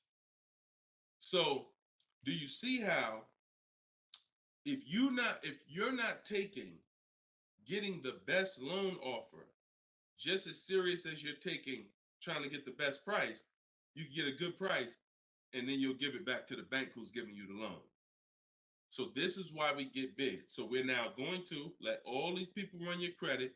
This is when you do your hard inquiry. You don't do it before this. Hard inquiries, credit unions, online banks, your bank, your credit union, everybody's bidding now. And now what you're going to do, once you take the best offer from that round, that's round 2, that's when you're going to call the dealer and you're going to tell them what that best offer is and see if they can beat it. Because the dealership has another 7 to 10 to 12 banks that they're going to be competing to try to get your business. So this is the bank bidding war. So when I created this product, and if you do this right, as I said, what I know you were taught, who was taught, be honest, we're live right now. This is our Thursday, 12 p.m. live. Who was taught, don't let people run your credit. When you have multiple inquiries, it lowers your credit score. Who was taught that? Type me if you were taught that. Don't let people run your credit. You can't have all these people doing hard inquiries, or it's gonna jack your credit score up. All right, look, that right was taught. Okay, look, Lisa, I see you. Hold on, let me go to Instagram so I can see our Instagram comments over here. I always got to go to Instagram Live. Okay, Diana from Facebook, I see you. Hold on, let's get Instagram in the building. Give me a second. All right, Marinette. All right, Marinette. Okay, I see you. D, I don't even want to try to pronounce your name, but I see you on Instagram. So it's partially true and it's partially wrong. You have to do it the way I just laid out for you. That's called the bank bidding war. And if you want to prove this for yourself, you can simply type in rate shopping online and you'll see this is how the credit union, this is how the credit bureaus allow you to rate shop. So they'll give you 14 to 45 days to do it. If you do it like I just told you, it'll only take 2 days. 2 days. One day you're doing all your stuff at home. We're getting all our lenders at home to bid. The next day, we're getting the dealers to get their lenders to bid. And then we're making a decision on who got the best offer. So don't ask yourself. I never want you asking yourself. I never ask myself, did I get the best deal? That's a question of disempowerment. That's a question of weakness. We don't want that. What you should be saying is, following this process, I guarantee I got the best deal because I got offers from all these banks. I can't get offers from 15, 20 banks and not guarantee I got the best rate. The way you shop, or you've been taught to shop or programmed to shop, you're only getting offers from one bank, or you're just letting the dealer do it all for you. That's where your buyer's remorse comes from. That's where your skepticism about, did I really get the best rate, come from. So we won't know what the best rate is until we get all the bids. And that's how we do it. So everything that I'm teaching y'all is part of what's in my book, rated 4.9 on Goodreads. It's called Cars from Home, 7 Steps to Saving Time, Money, and Avoiding Dealers. You could keep typing your questions, because Dolan's gonna pull the next question in. You can put it up on the screen now, Dolan. Put the next question up. But all of you can get your copy for 75% off as long as you get to my website before the 30 minutes expires. This is a welcome offer. Normal price of the book is $97, and it's worth every penny. It's worth actually thousands. But special welcome offer, you get it for 75% off in my TikTok bio, in my Instagram bio, or in the comment section on YouTube or Facebook. Okay, this is Monty from YouTube. She said, my mother's looking to start a new lease soon, but she only drives 5,000 a year. What's the best option? Low mileage lease if she's not keeping the car. So if she's not keeping the car, Monty, watch this. I run this scenario a lot, and I want y'all to, because some of you, you were taught never to lease. If you stick around this channel long enough, you'll see probably within minutes that that's some of the worst advice that you've ever listened to. If you don't keep your cars 8 years, so we'll talk about that. And we show examples. It's not even up for debate. People who try to debate it, they're emotional and they're tied to old advice. So once you have decided you're leasing, which means I'm not keeping my car 8 years, I want to avoid that depreciation, then I need to be shopping for aggressive lease deals, because it's the short term. Again, this is another unseen expense, depreciation. This is why, look, when you buy your car today, you buy a $40,000 car today. You try to take that car back to the dealership a month later. What's it worth? You try to take you buy a car today for 40,000. You try to take that car back to the dealer a month later. Is it worth 40,000? Right? No. A month. You might have even not you might have not even driven it. But that's the way depreciation works. You don't have to drive the car. In fact, here's another scenario. You could park the car outside your house for a year. You buy it for 40,000, park it right outside your house, don't even touch it. Just start it every now and then to keep the engine running. You come back a year later, that car is not worth 40,000. It's worth probably 32. Dang, how did I lose that much value and I didn't even drive it 1 mile? Depreciation. That's called the unseen expense. So whenever you hear me talk about the unseen expense, it's depreciation. So your job is to find the strategies, which is what I teach, to make sure you avoid the depreciation hit. So if you buy a car, Monty, even if she doesn't drive it, even if she only drives it 5,000 per year, 5,000 miles a year, like you're saying, she's losing value. And what she's doing when she replaces the car is she's hoping she could get some of that value back that she lost. It really never happens. Who understands that when you go to trade your car in, you never get what you really thought you were going to get for the car, right? Now, I'm going to ask you a question. Everyone who has a car outside that's 10 years old or more, 10 years old or more, type me in the comments. Matter of fact, let me know how many years you've had the car. That's a better one. Type how many years you've had the car. And for those of you who just came to the show, this is our Thursday, 12 p.m. live show. We're actually live right now. This isn't a rebroadcast, although we do rebroadcast these shows throughout the day, all day, so that you can actually catch up, watch the replay. But this is our time. We're live Monday, Tuesday, Thursday, and Friday, 12 p.m. and 3 p.m. Make sure you're here. If you want to engage with us, make sure you're here. If you want to tell your friends, this is the time to be here. Okay, so we got people 11 years. Can Skin on Instagram, 11 years, 13 years. Jessica on YouTube, I see you. 6-year Jeep Wrangler. Well, I wanted to hear from people who are longer. 2018 Sakia. So, all right, 15 Tahoe. Okay, I'm talking about the people who've had a car 10 years or more. One thing about you that listen, are y'all worried about how much you're really going to get for that car? Are you overly worried about it? Most of you are going to say, no, not really. It's worth a couple thousand, but you've used most of the value. You understand that? Look, Big Meek said I got 08 4Runner on TikTok. So we understand when you have kept your car long term, I'm not concerned with resale value much, because my whole goal with having this car was to use up most of the value. So that's what you do if you're a buyer. If you're not going to get to this level, this is what I'm telling you. that you are now losing because the depreciation of your car is the highest in the first 5-6 years. So in order for you to win, you have to keep that car, what I call the 8-year rule, 8 years. That's when the depreciation starts to level out, where you're not losing value like this. And so regardless of how much you're driving, that's not the key. That's not the key. Monty's mom is driving 5,000 miles a year. Who's a high mileage driver driving more than 18,000 miles a year? Type HM. I want you to know, I want to cover all the bases for this question here. Oh, what doesn't matter whether you're a high mileage driver, low mileage driver, it has nothing to do with how much you drive, because that's not what's killing you. It's the depreciation based on the time you have owned the vehicle.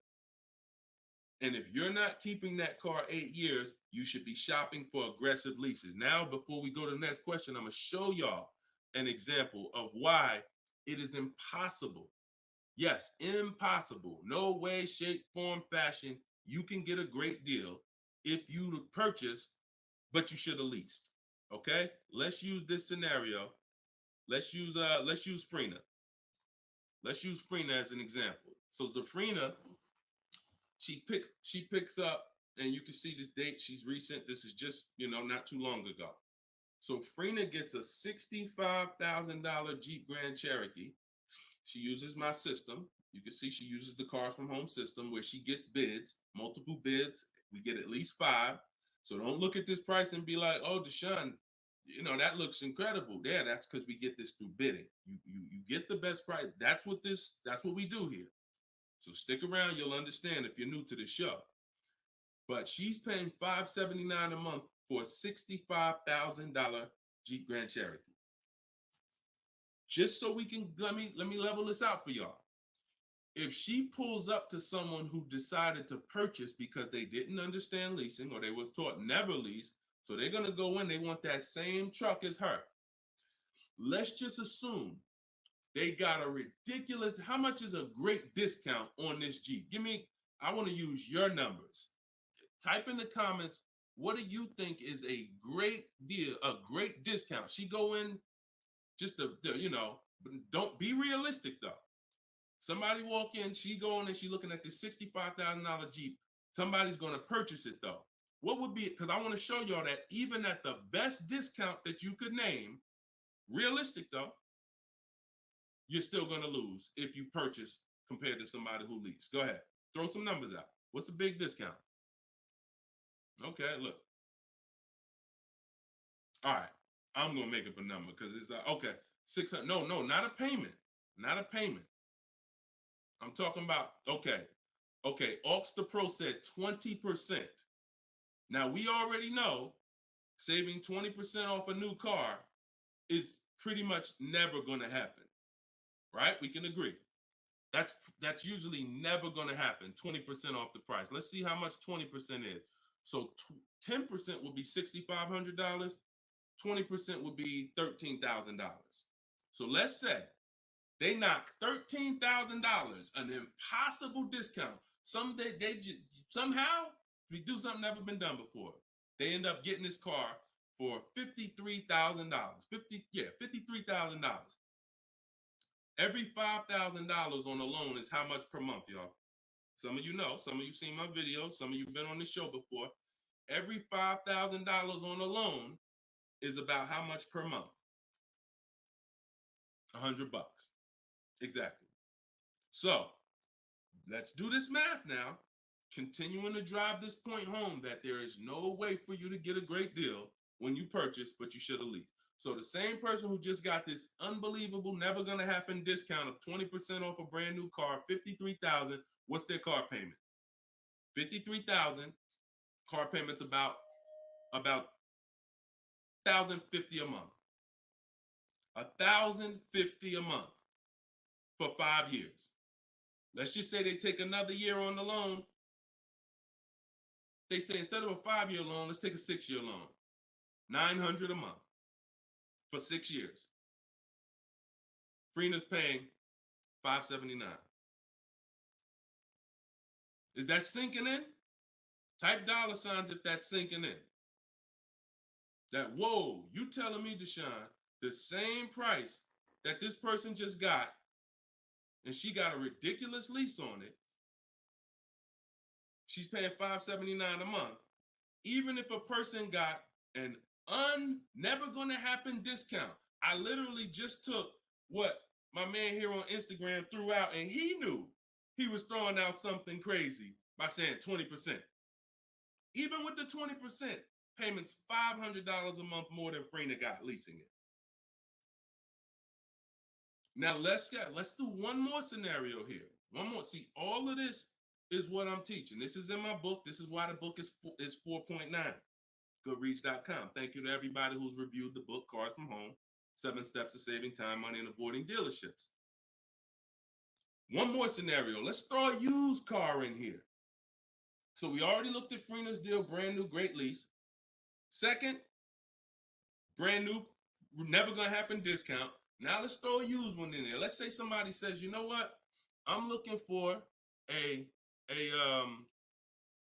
hold on, I want to put that back up, Dolan. Let's keep that up because we're talking about this scenario. So please put Frena's deal back up on the screen, Dolan. Matter of fact, here I got it right in front of me. All right. So we got third scenario here.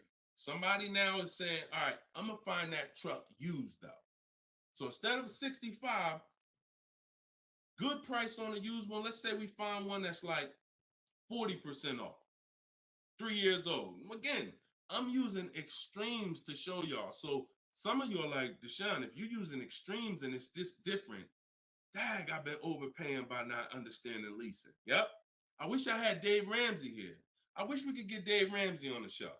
You know, I wish he was in the audience. I wish him, you know, because unfortunately, look, shout out to Dave. I know he has the right heart, the right intentions, but he has the wrong information.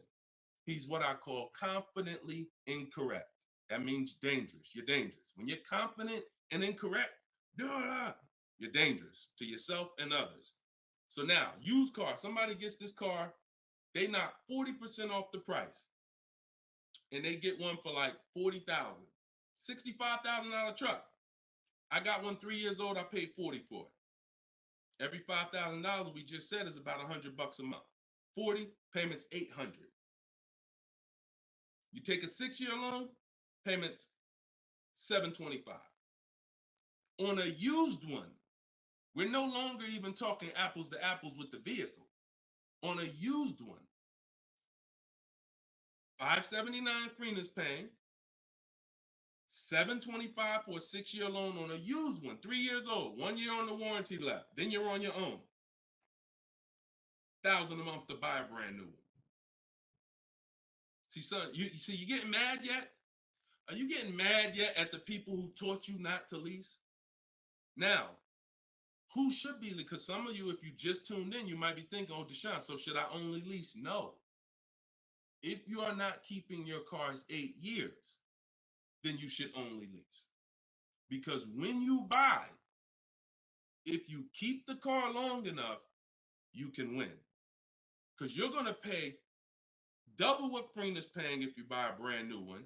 You're going to pay more on a used one, but eventually you pay off the car, you keep it 8, 10, 12 years. The longer you keep it, you can catch up. You're still not going to, you get what I'm saying? Because Frena's always going to have a payment. If she keeps leasing, she's always going to have a payment. But if you keep buying your cars, trading them in 5 years, trading them in 6 years, trading them in 4 years, you are no way, shape, or form even close to this. You're thousands and thousands of dollars away. There's thousands of dollars more every year coming out of your bank account than someone who understands leasing. Yeah. Tell your parents, tell your cousins, tell your brothers, tell your spouse. This is what I've been ranting about for years, trying to get you to understand. That's why I say there's no way to get a great deal if you don't understand. If your deal's on the wrong foundation, no way to get a great deal. It's impossible, no matter how much you save on the car. Okay? So yeah, we go deep on that today. Good. I'm happy we got a chance to go deep. All right. I see a lot of people typing $signs. You understand. All right, Dolan, shoot the next question up. Skinner, I see you on YouTube, man. It's real.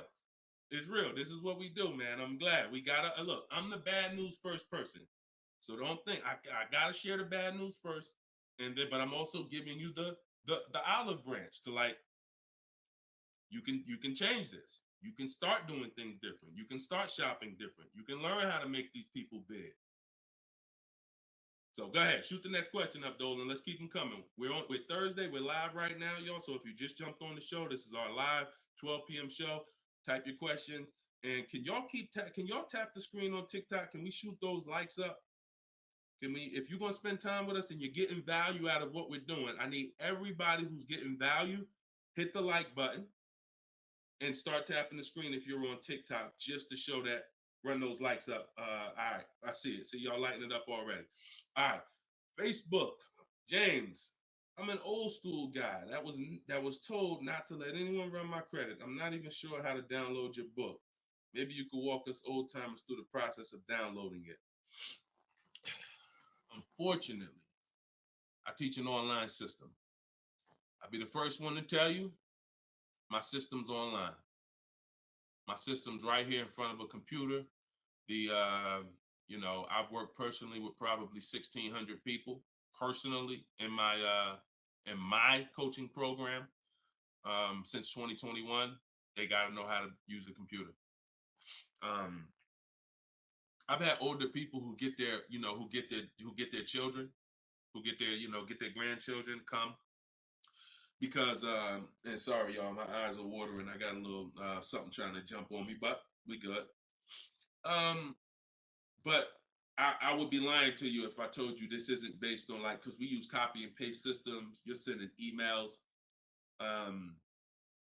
So that's one thing I can say. I wish I could, tell you otherwise, but if you want to use what I teach, I mean, now I've had people who get their grandchildren or get their children because my system to get great deals only takes 90 minutes.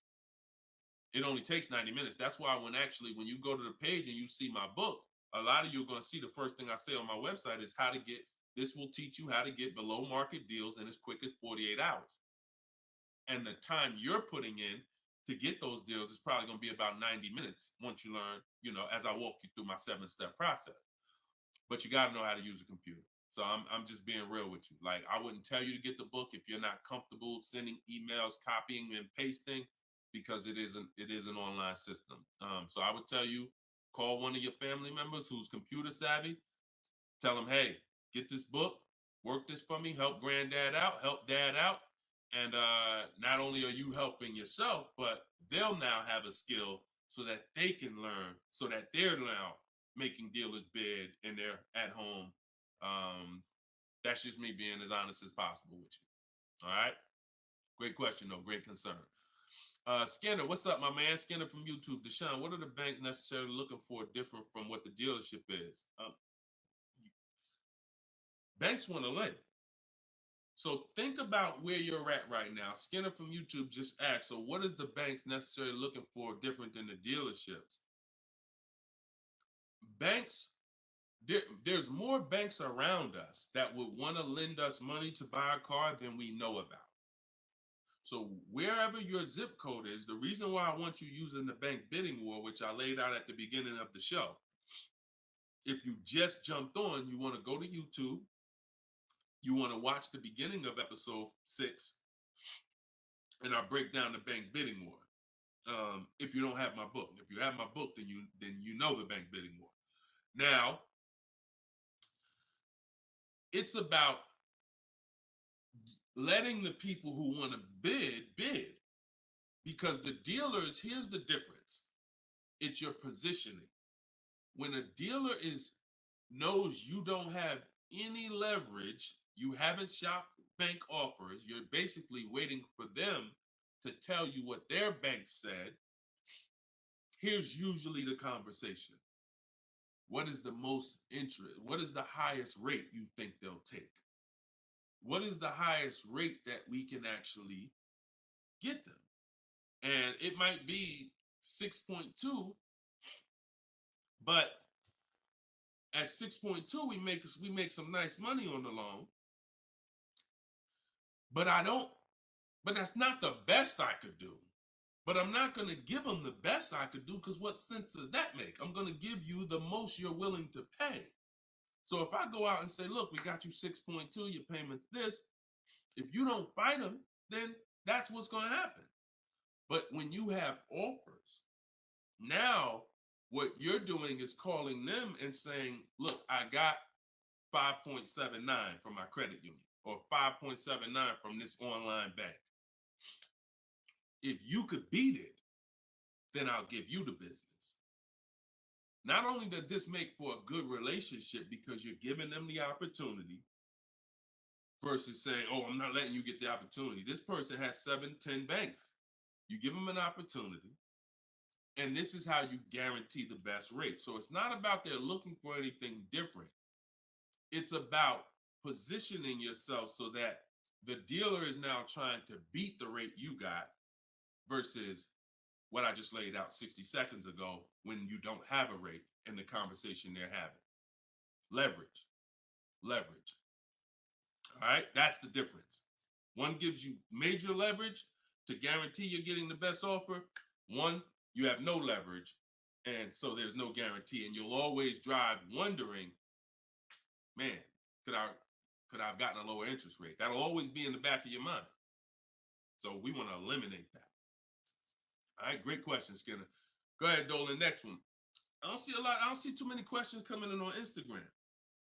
Instagram, where y'all at with your questions today? We getting questions from TikTok. I see a lot of them. Let's go. Oh, there's one. Okay, Body by Michelle. When buying a luxury car with cash, when should I let the salesperson know? Okay. The process of what we teach doesn't change doesn't matter what you're buying. We've had people get Maseratis, get high performance BMWs. I know this works because bidding just works. So first thing you have to do, Michelle, is realize I need to get at least 5 offers, because we're so concerned with how we're going to pay for the car that we're not thinking about which dealer is going to sell us the car for the lowest amount. Now, some of you may have been taught every dealer has the same price. I got this clue when people started saying things like Nissan doesn't have good deals. Hyundai, the deal on the Hyundais right now are terrible. That's either coming from 2 things and they're both wrong that I want you to stop today. Looking at advertisements, commercials, because some people say, Deshone, I look at that. The commercial says that, I got to put down $4,000 if I want to lease that vehicle. That's an advertisement. It's not a deal. It's a custom thing they put together that they want to present to the public. It's not a deal. When you look at what I just showed you with Frina, when you look at Danielle's lease on her Audi A3. She's paying $550 a month, $44,000 Audi A3. She only put her first look. This is her words. Due to circumstances out of my control, I had to lease something quickly. So my program, I told you, as quick as 48 hours, you can get below market deals. This doesn't take days and days and weeks. I took the course last weekend, did all my emailing back and forth because she's in my video program. So I do have my book, and then I have that same book in a video program. You pick. Now, finalized the deal on Sunday, was finally able to pick it up. This is the details. $550 a month. First payment down. Included maintenance, gap insurance, all fees, taxes, registration, 12,000 miles per year. MSRP was $44,000. If we saw a commercial, or if we went on Audi's website right now, that is not what they're advertising for that car's lease. They're probably advertising $479 a month with $3,700 due at signing, plus tax and fees, which would end up, if you wanted to get to this payment, you probably need $5-6 grand up front. That, I'm telling you, stop looking at commercials. Those are not deals. We don't look at commercials to dictate what the deal's going to be.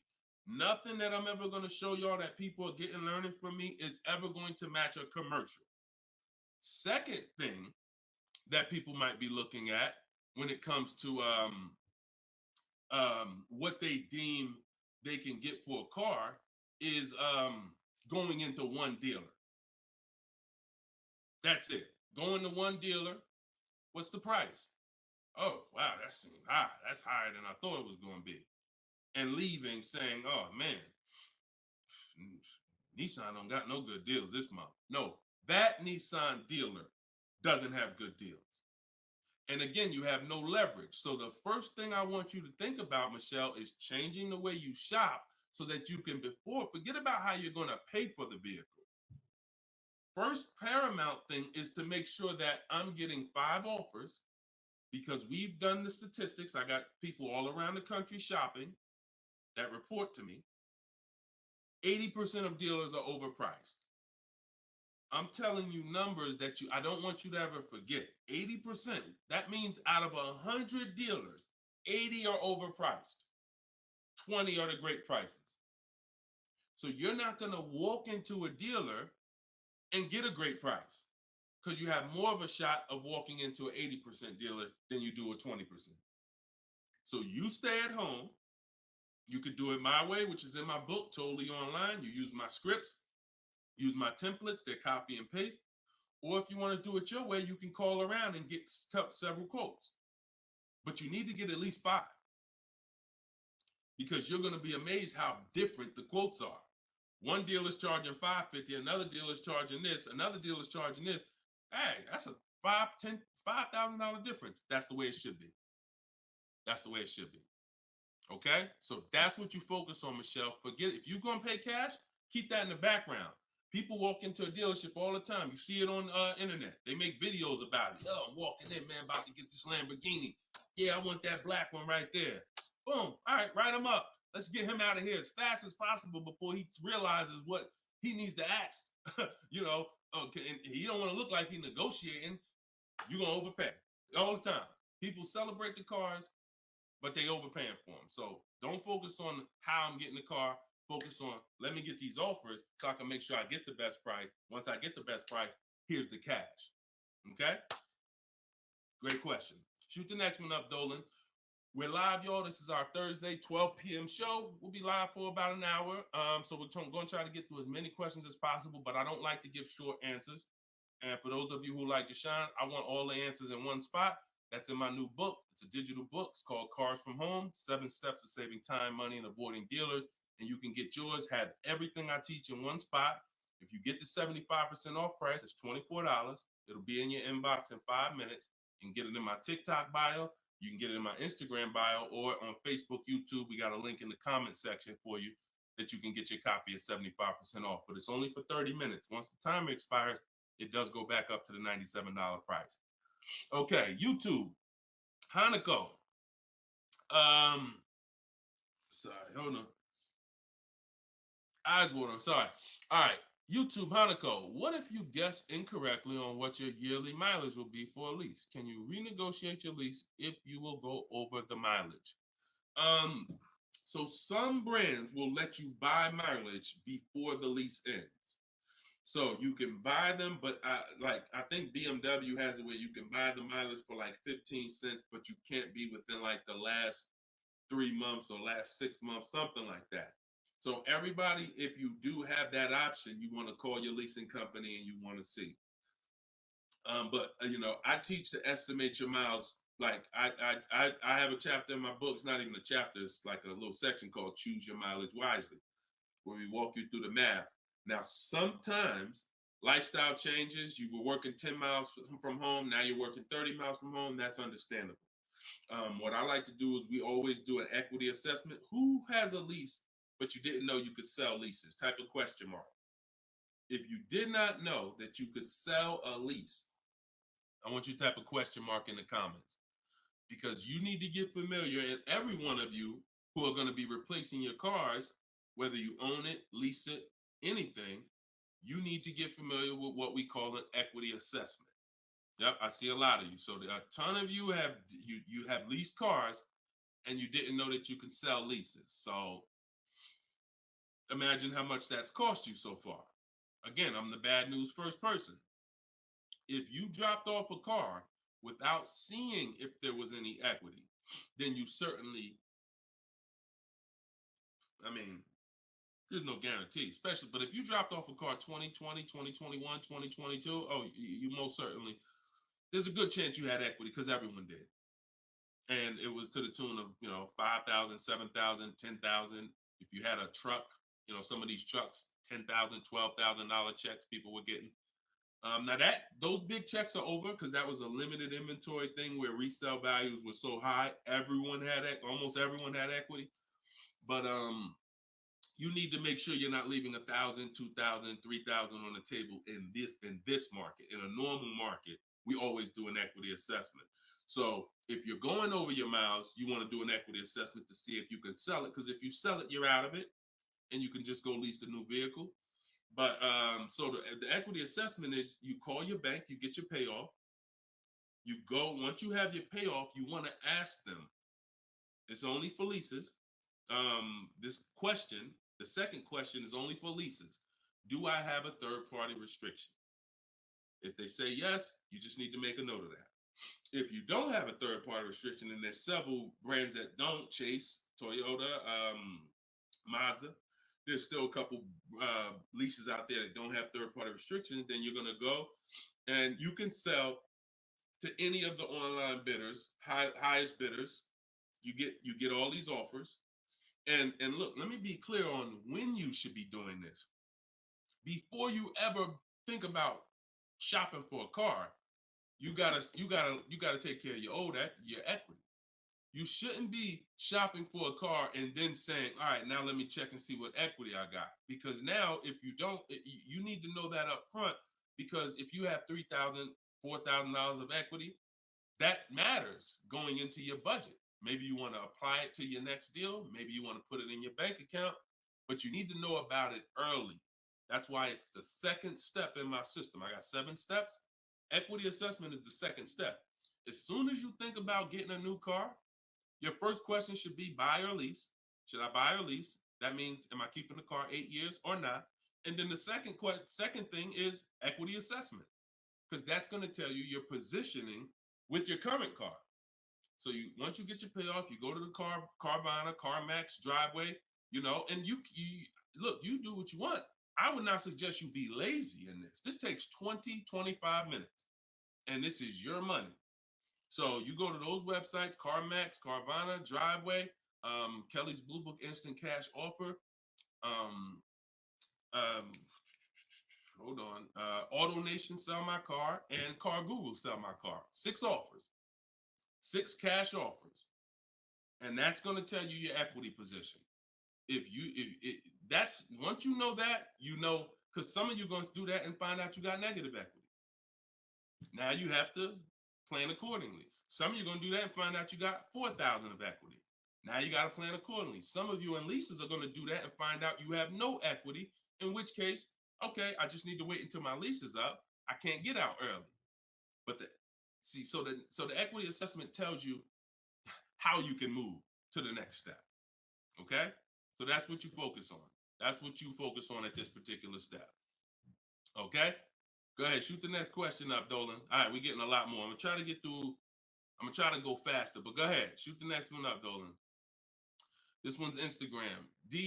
That's my man that I said I didn't want to butcher your name. Might even be a woman, so I'm not even gonna try to pronounce the name. But my lease is up in 6 months. I would like to lease again. Is my current lease gonna hurt me when trading it in? Equity assessment. I'm glad you asked that. Equity assessment. That's the game. That's the game. See, those are the questions that gets answered with the equity assessment. Is my lease going to hurt me or help me? Do the equity assessment, and you'll know. Now, if you have a third-party restriction, then we can't sell direct to these online buyers. We have to sell to a local car dealer of the same brand. So I have a script in my book where I walk you through talking to used car managers so that you can actually sell your car locally to them. You're selling a 2 or 3 year old car, usually good mileage for most. We need to sell that car to a local used car dealer, but we are still getting bids. We're not walking in. This is what a lot of people did. You may have did it.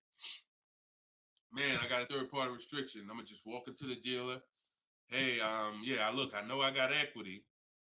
You don't realize how you're making it hard for someone to even help you because you don't know how much equity you got, and now you're coming in and you're not really saying what you know. When you're at home and you're talking to managers, you're talking to people and getting offers for that car, you can speak intelligently. And we only talk to used car managers in those cases. But that's only if you have a third party restriction because some people, another thing they were doing is buying their cars and then turning around and reselling them. Reason I never do that is because and nobody who's listened to me even throughout the pandemic, I don't think we had one person do that, is because when you buy, you pay taxes, you pay fees. So yeah, if I had 5,000 in equity and then I buy the car and resell it and then I pay 4,000 in taxes and fees, by the time the title gets to me and all of that, I might break even. When we sell direct to a used car manager or a local dealership, we don't pay those fees. So although they might not pay, they're not going to pay as much as CarMax, Driveway, and any of these online bidders, we still get offers from them because we don't have to. They're not going to pay those fees. We're not. Those fees aren't going to come out of our profit. Okay. Equity assessment. Again, D. I'm gonna just call you D. Go ahead. Next question, Dolan. Exactly. Exactly. Auto advisor. Equity assessment. How'd you come up with the auto advisor? That's so funny. I'm just not used to seeing, I'm not used to seeing anything that says the auto advisor unless it's there's a lot of Deshone the Auto Advisor accounts going around inboxing people to buy crypto. I don't do anything but car education. So if it ain't about Cars from Home, my book, if it ain't about Cars from Home, my video library, it ain't about my coaching program, then it is not me. Stephanie from TikTok. So you can ask any lender, even if they don't work with them directly at the dealership? Absolutely. These people lend money. They don't care about selling you a car. People that lend money want to give you a loan. Good question. Absolutely. Go ahead. Shoot the next one up, Dolan. All right.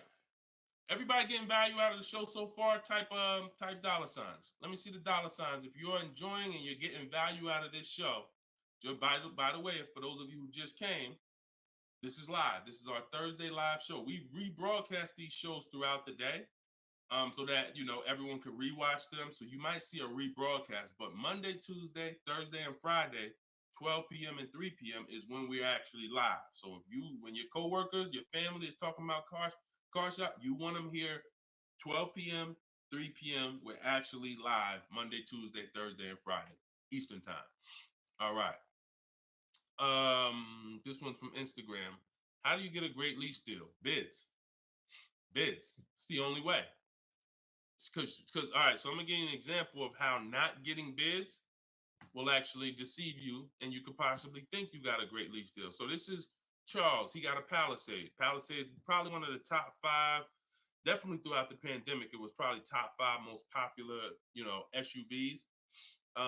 People were overpaying, and I don't want to, I don't, you might have one. And, unfortunately, a lot of people overpaid for these, and they're still overpaying for them. So he reached out to 3,500 dealers. Now he used my system. So this probably took him about 25 minutes. I have something in my book. My strategy is called the 25 to 5. What that is we're connecting with 25 dealers online. And our goal is to get 5 offers. Because if you want to show earlier, I told you 80% of dealers are overpriced. So we're going to get 5 offers, and they're going to be about $150 to $200 apart minimum. Your best offer when you get bids is going to be about $150 per month to $200 a month cheaper. Now, if you're purchasing, hold on.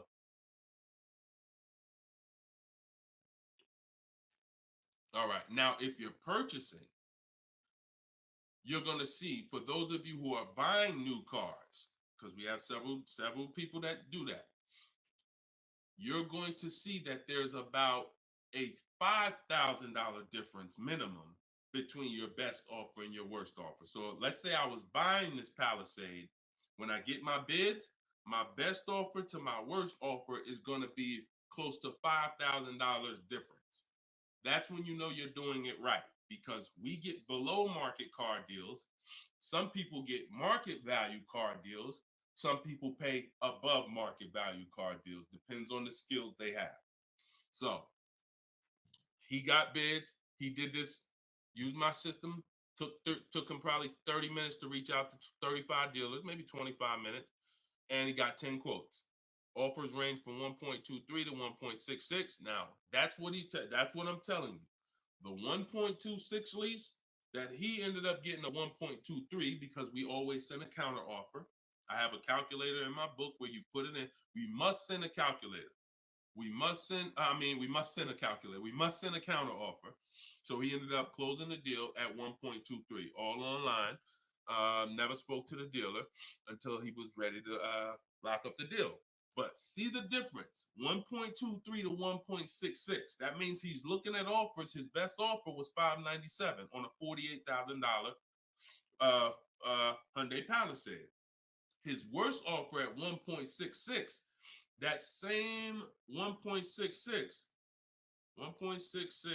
divided into 48,500. Hold on. 1.66 times 48,500 would be about 700, 900, call it $800. So he's getting offers. That's when you know you've done it right. So to answer your question, Tobo, how do you get great lease deals? Bids. It's the only way. It's the only way.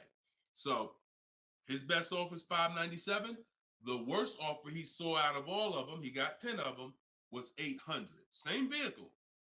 80% of dealers are overpriced. Okay?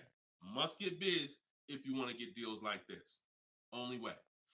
All right? Shoot the next one up. Now, look, hold on real quick. I want to say one more quick thing. Until you get bids and you have enough bids, you might think you got the best deal, but you just don't know what the best deal is. See, you're going off your gut. If you're going off your gut, look at Kimberly.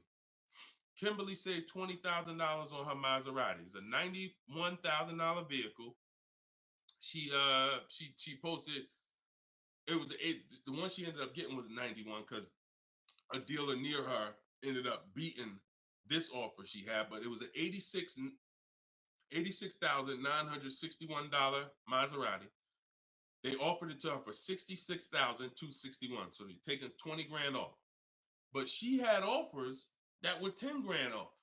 She had offers that was 12 grand and 8 grand.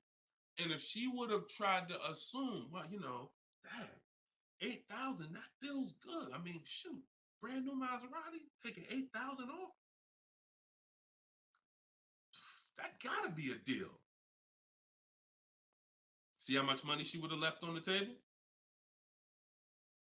See how much money she would have left on the table? So we cannot assume. We get multiple offers. We look at the lowest one. That's how we guarantee. All right? Go ahead. Shoot the next one up, Dolan. Great questions today. Great questions. Let's go. All right. We emo on YouTube. I test drove I'm test driving an MDX soon. Okay. I test drove an MDX as soon as we finished. They tried to get me to run my credit. I told them I'm shopping dealerships, didn't like it, so the manager came in the office and tried it. No again. 100%. You look, y'all. If you don't have a plan, you're under someone else's plan. You follow me? I'm gonna say that again. If you got a light bulb emoji, type a light bulb emoji, type a gym emoji. Remember this. If anytime you don't have a plan, you will be subject to someone who has a plan. And there's nobody that has a plan like car salespeople. We know what we're doing. We are not trained in much. We're not trained in finance like we should be. We're not trained in buying versus leasing like we should be. We're not trained in resale values like we should be. We're not trained in insurance products like we should be. There's more insurances to consider with a car than there is a house.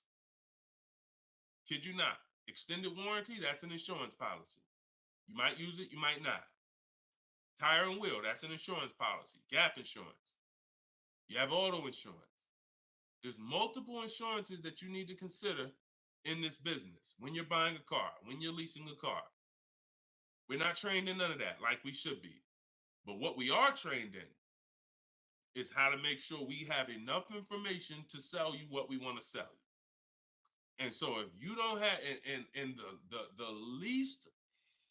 the people with the least integrity, they are certainly going to try to pin you down with the credit check. Can't give you a credit. I can't give you a quote without your credit. Come in. I need you to be here. When can you come? First question they ask, you all right? Who's getting phone calls from dealers right now? Raise your hand and type me if you're getting phone calls from dealers right now for any reason. Bring your car in early. Hey, your lease is almost up. Hey, I saw that we can get you in a new car. We can keep your payment the same. Look, nobody's business. If you're getting phone calls from dealers right now, type me in the comment. Look, Skinner said they're blowing me up. So understand the reason why they're doing that is because they want to pin you down. It's just come on in. When can you come in? When I can come in, I get you to talk. Numbers in here, it means you're pinned down. You cannot do this. You're losing all your leverage. So that's why I'm telling you, you're going to shop with a plan if you're following what I'm telling you, if you're following what I teach. Some of you have my book already. Shout out to those who have my book. We're rated 4.9 on Goodreads.com. Appreciate everybody who's reviewed the book. You can get yours for 75% off. It's normally $97, but in my TikTok bio, 30 minutes only, you can get it for 75% off. Instagram bio is $24 if you get the deal in the comment section. But you must have a plan because they have a plan and you don't know who you're dealing with. So that's all I can tell you. But I'm glad you stuck to the guns. Even under the pressure, you didn't let them run your credit. You stuck to the guns. Way to go. All right, go ahead, Dolan. This one's from TikTok. Better to buy used or new? Planning to keep longer than 8 years. Thank you for all that information. Letting me know you understand the 8-year rule. I appreciate you. That's a matter of, okay, so if I'm buying to keep more than 8 years, right? Only question between new or used is a question of budget. Can you get everything you want and need in a new car for your budget? Once you get all your bids, can you get all those bids? Is the best bid that's going to win your business on a new car in your budget comfortably, then get a new car. But now some of you can't afford a new car that covers all your needs. Needs are the most important thing you need to think about. You need to know the difference between wants and needs. Needs is, I got 3 children, I need a third row. Need is, I drive on the highway a lot, I need a car that has good acceleration. That's needs. Needs are things where if you don't get them, you're not going to like the car, you're going to trade it in because it's not doing the basic things you need it to do. That's needs. Wants is, I like to have the sunroof. I don't need it though. But if I can get it in my budget, I'll take it. I like to have this. I like to have that. These are wants. You got to know the difference. Unless your budget can buy everything. But if you can't get everything you want and need in a new car for your budget, then we go used. But if you get everything you want, there's plenty of people who are like, you know what, Deshone, I am a long-term person. I'm keeping more than 8 years. I could afford both. I only get a car every, only once a decade. I want to get a new one. That's fine. And some of you are like, you know what? I really want to go with even more value. So I'm gonna look to get a pre-owned one, not 30% off the price, 20% off the price, 40% off the price. That's fine too. There's no right or wrong there. Just go through it and pick the one that works for you. Great question. Okay. And now I haven't told you, while you putting the next question up, Dolan, my process for shopping for new cars and leases is totally different than the process we teach on shopping for used cars. It's entirely different. One is called the 25 to 5, where we're reaching out to 25 dealers online, connecting with them, looking to get 5 offers. The other one is the multiple marketplace strategy, where we're on all the online marketplaces where used cars are, and we're narrowing down. We're looking at the used car market, the low prices. We're turning on alerts on our phone so we get notified whenever there's a new car that pops up. Totally different process. Both are online. But with a used car, we cannot do 100% of our transaction online. Sometimes with new cars, we've had people who never left their house. They just went to test drive the car and everything was done online and the dealer delivered the car to them. That's fine because it's a new car. No one drove it. With a used car, we must test drive. So we can only do about 90% of our process with used cars online. 10% has to be in the dealer. Okay. Miss Dollface on Instagram. When is the best time of the month to purchase a car? There is no best time. And I'm gonna tell you why. I know you pile. What's the time that you've been taught? I want to hear from you. Like, go to your keyboard right now. What is the time that you've been taught is best during the month to buy a car? We got a bunch of people on here, a bunch of different people. Tell me the time that you've been taught is the best time to buy. And then I'm going to tell you why that's not the best time. Right? And I know what everybody's going to say. We all going to say the same thing because we were all taught. Well, now I can't say we because I was in the business. Exactly, HBD, end of the month. Cherie said November. Tothy on Instagram, end of the month. Look, Skinner, around the holidays. So your answer, Skinner, was about the same as Sharice. November, coming into the holidays. Now, I want you to picture any other business because what I'm trying to get you to see is that you are taught, programmed to shop for cars different than you shop for everything else in life. Everything else in life. Because if you had a business where every single time at the end of the month, just dozens and dozens of people just came into your store because that's what the marketing did. Are you more, and let's really use some real terms here. Are you more desperate to sell something when the store is packed? Or are you more desperate to sell something when the store is empty? See, I want to tell you a story. If I could get you to continue to keep these stories in mind, it'll answer your questions. Now, obviously, everything's in my book. Some of you have my book and you understand all of this is laid out for you. But even as you're listening, I want you to grasp concepts that you're going to see. Are you more desperate to sell something when the place is exactly, Toothy, when the place is empty? Place is empty. If I got a store and I haven't opened up that register all day long, it's daggone 5 p.m. I haven't seen one customer. I'm desperate. But if the store is packed, man, I ain't thinking, what are we giving deals for? You know what I'm saying? What are we giving deals for? The place is packed. We're not desperate. So the marketing is great. The marketing makes you think, oh, end of the month, we're getting the best deals here. There's clowns up here. They got daggone balloons. They got the guy outside with the arms blowing. They got signs everywhere. This is what the place is a carnival. Why do we need to give away these cars? No. You don't want to be sitting next to somebody and Jim drives off with a car and Jim like, all right, man, have a good one, man. Yeah, you here too, man. We was here the same time. Great. Yeah, man, I'm going. And you sitting there and you going to say no to a deal. Salesman looking at you like, hey, look, do you want it or not? Because, we're real busy. It's people waiting in line. Do you let me know? So it's the pressure. It's the like. So I say that to say what you've been taught, the holidays, the end of the year, sounds good. But you're much more likely to get a deal when there's no one in the showroom. The 10th of the month, the 2nd of the month, place is dead. And I like to make sure you're positioned. So what I teach is something you need to have 2 dates in mind. 2 dates. Every time you're shopping for a car, I teach you need to know these 2 dates. The as soon as date and the no later than date. The as soon as date is the soonest you can buy a car. Soonest you can buy a car, as soon as date. You're not in the market until your as soon as date is today.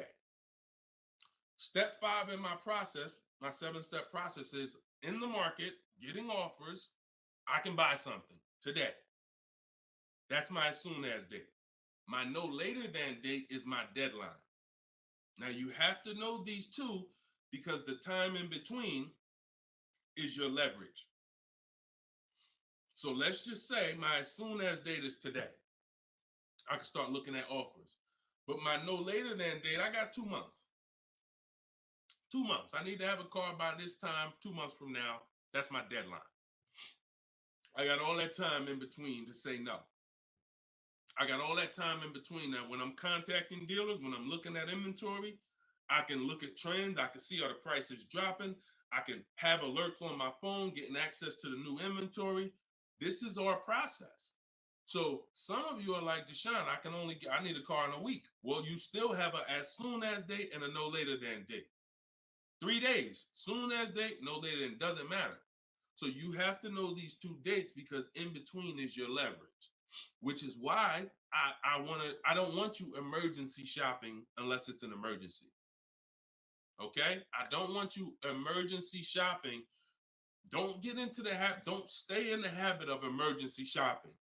Oh, I'm gonna put it off to the last minute, and then, oh, I gotta go into the dealership. Oh, I need a car this week. All of that is working against you. Now, if you can still get, in fact, when you go to my website for my book, you'll see it says below market deals in as quick as 48 hours. But the more time you have, the more time you have to say no. Programs change every month. You see deals change, lease programs change, rebates change. And so when you have inventory changes, so if you're looking for a black or blue car, all these dealers don't have one right now, but they got one coming next month. You can, that's fair game for you because you have time. So these are all the benefits of getting in the market 3 months early and learning how to look at the deals. If there's a great deal now, we jump on it. If there's not, okay, I'll look next month. And that's what I did when I got my mother's lease on her Mazda CX-5. October, I was looking at the deals. I didn't like them. Got all my offers. I said I didn't like them. Now, the great thing is I made contact with all these dealers. So they know. Now I'm following up next month. Hey, just checking in. How's the deals looking for this month? November, didn't like them. 3rd month, December, got the deal I liked. Wrapped it up. So don't always think time is an asset. Time is an asset. Now, if it's an emergency, that's fine. We got to get a below market deal. We only got a week to do it. That's fine. You better have a strategy. But if you have the luxury of time, we use that to our advantage. So I wouldn't say there's a best time of the month to purchase a car. But if you're in the market and you're positioned, here's another thing you're positioned for. Every now and then we come into the dealership. When I was at Mercedes, when I was with General Motors, it happens all the time throughout the year. It could happen on the 10th of the month. It could happen on the 12th of the month. It could happen on the 8th. We don't know when this is going to happen, but this is the conversation I'm about to give you, a behind the scenes look of exactly what happens and why I want you to be positioned. We come in, they look at the numbers on the board, sales manager looks and says, man, we got 20 cars sold for the month. We are way behind our objective. All right, listen, call everybody anybody you got, anybody that's real, anybody that's a real buyer, call them. We're not turning down any serious offer today. You want to be the person that's positioned.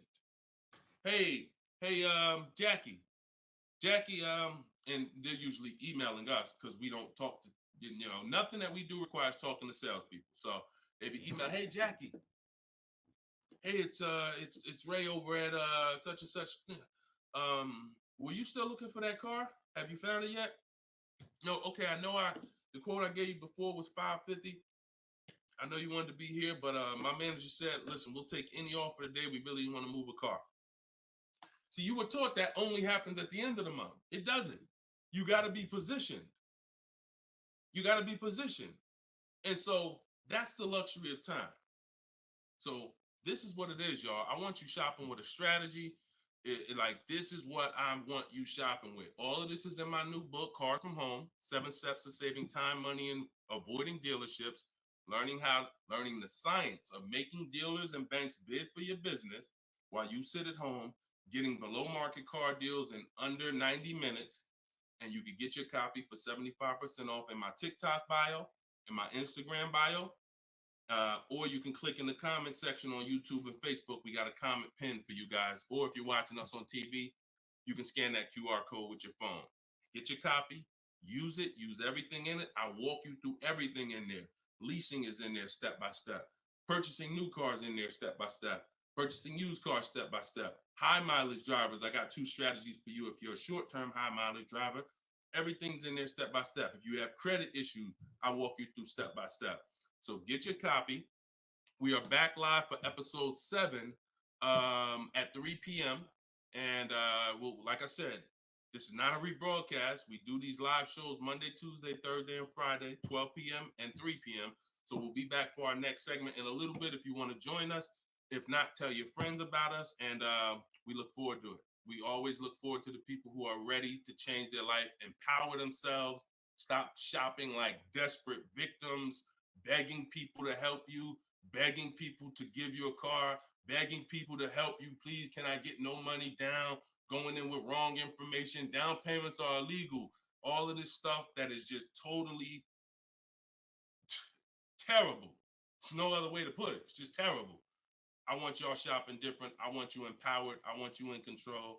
I want you leaving a dealership guaranteeing I got the best price. Sending me email, Deshone, look at this deal I just got. I got all these offers. Look at this used car I just got. I got 40% off the brand new price. That's what I want you emailing me. Empowered, and that's what we're going to get to. God bless y'all. I'll see y'all on the next segment.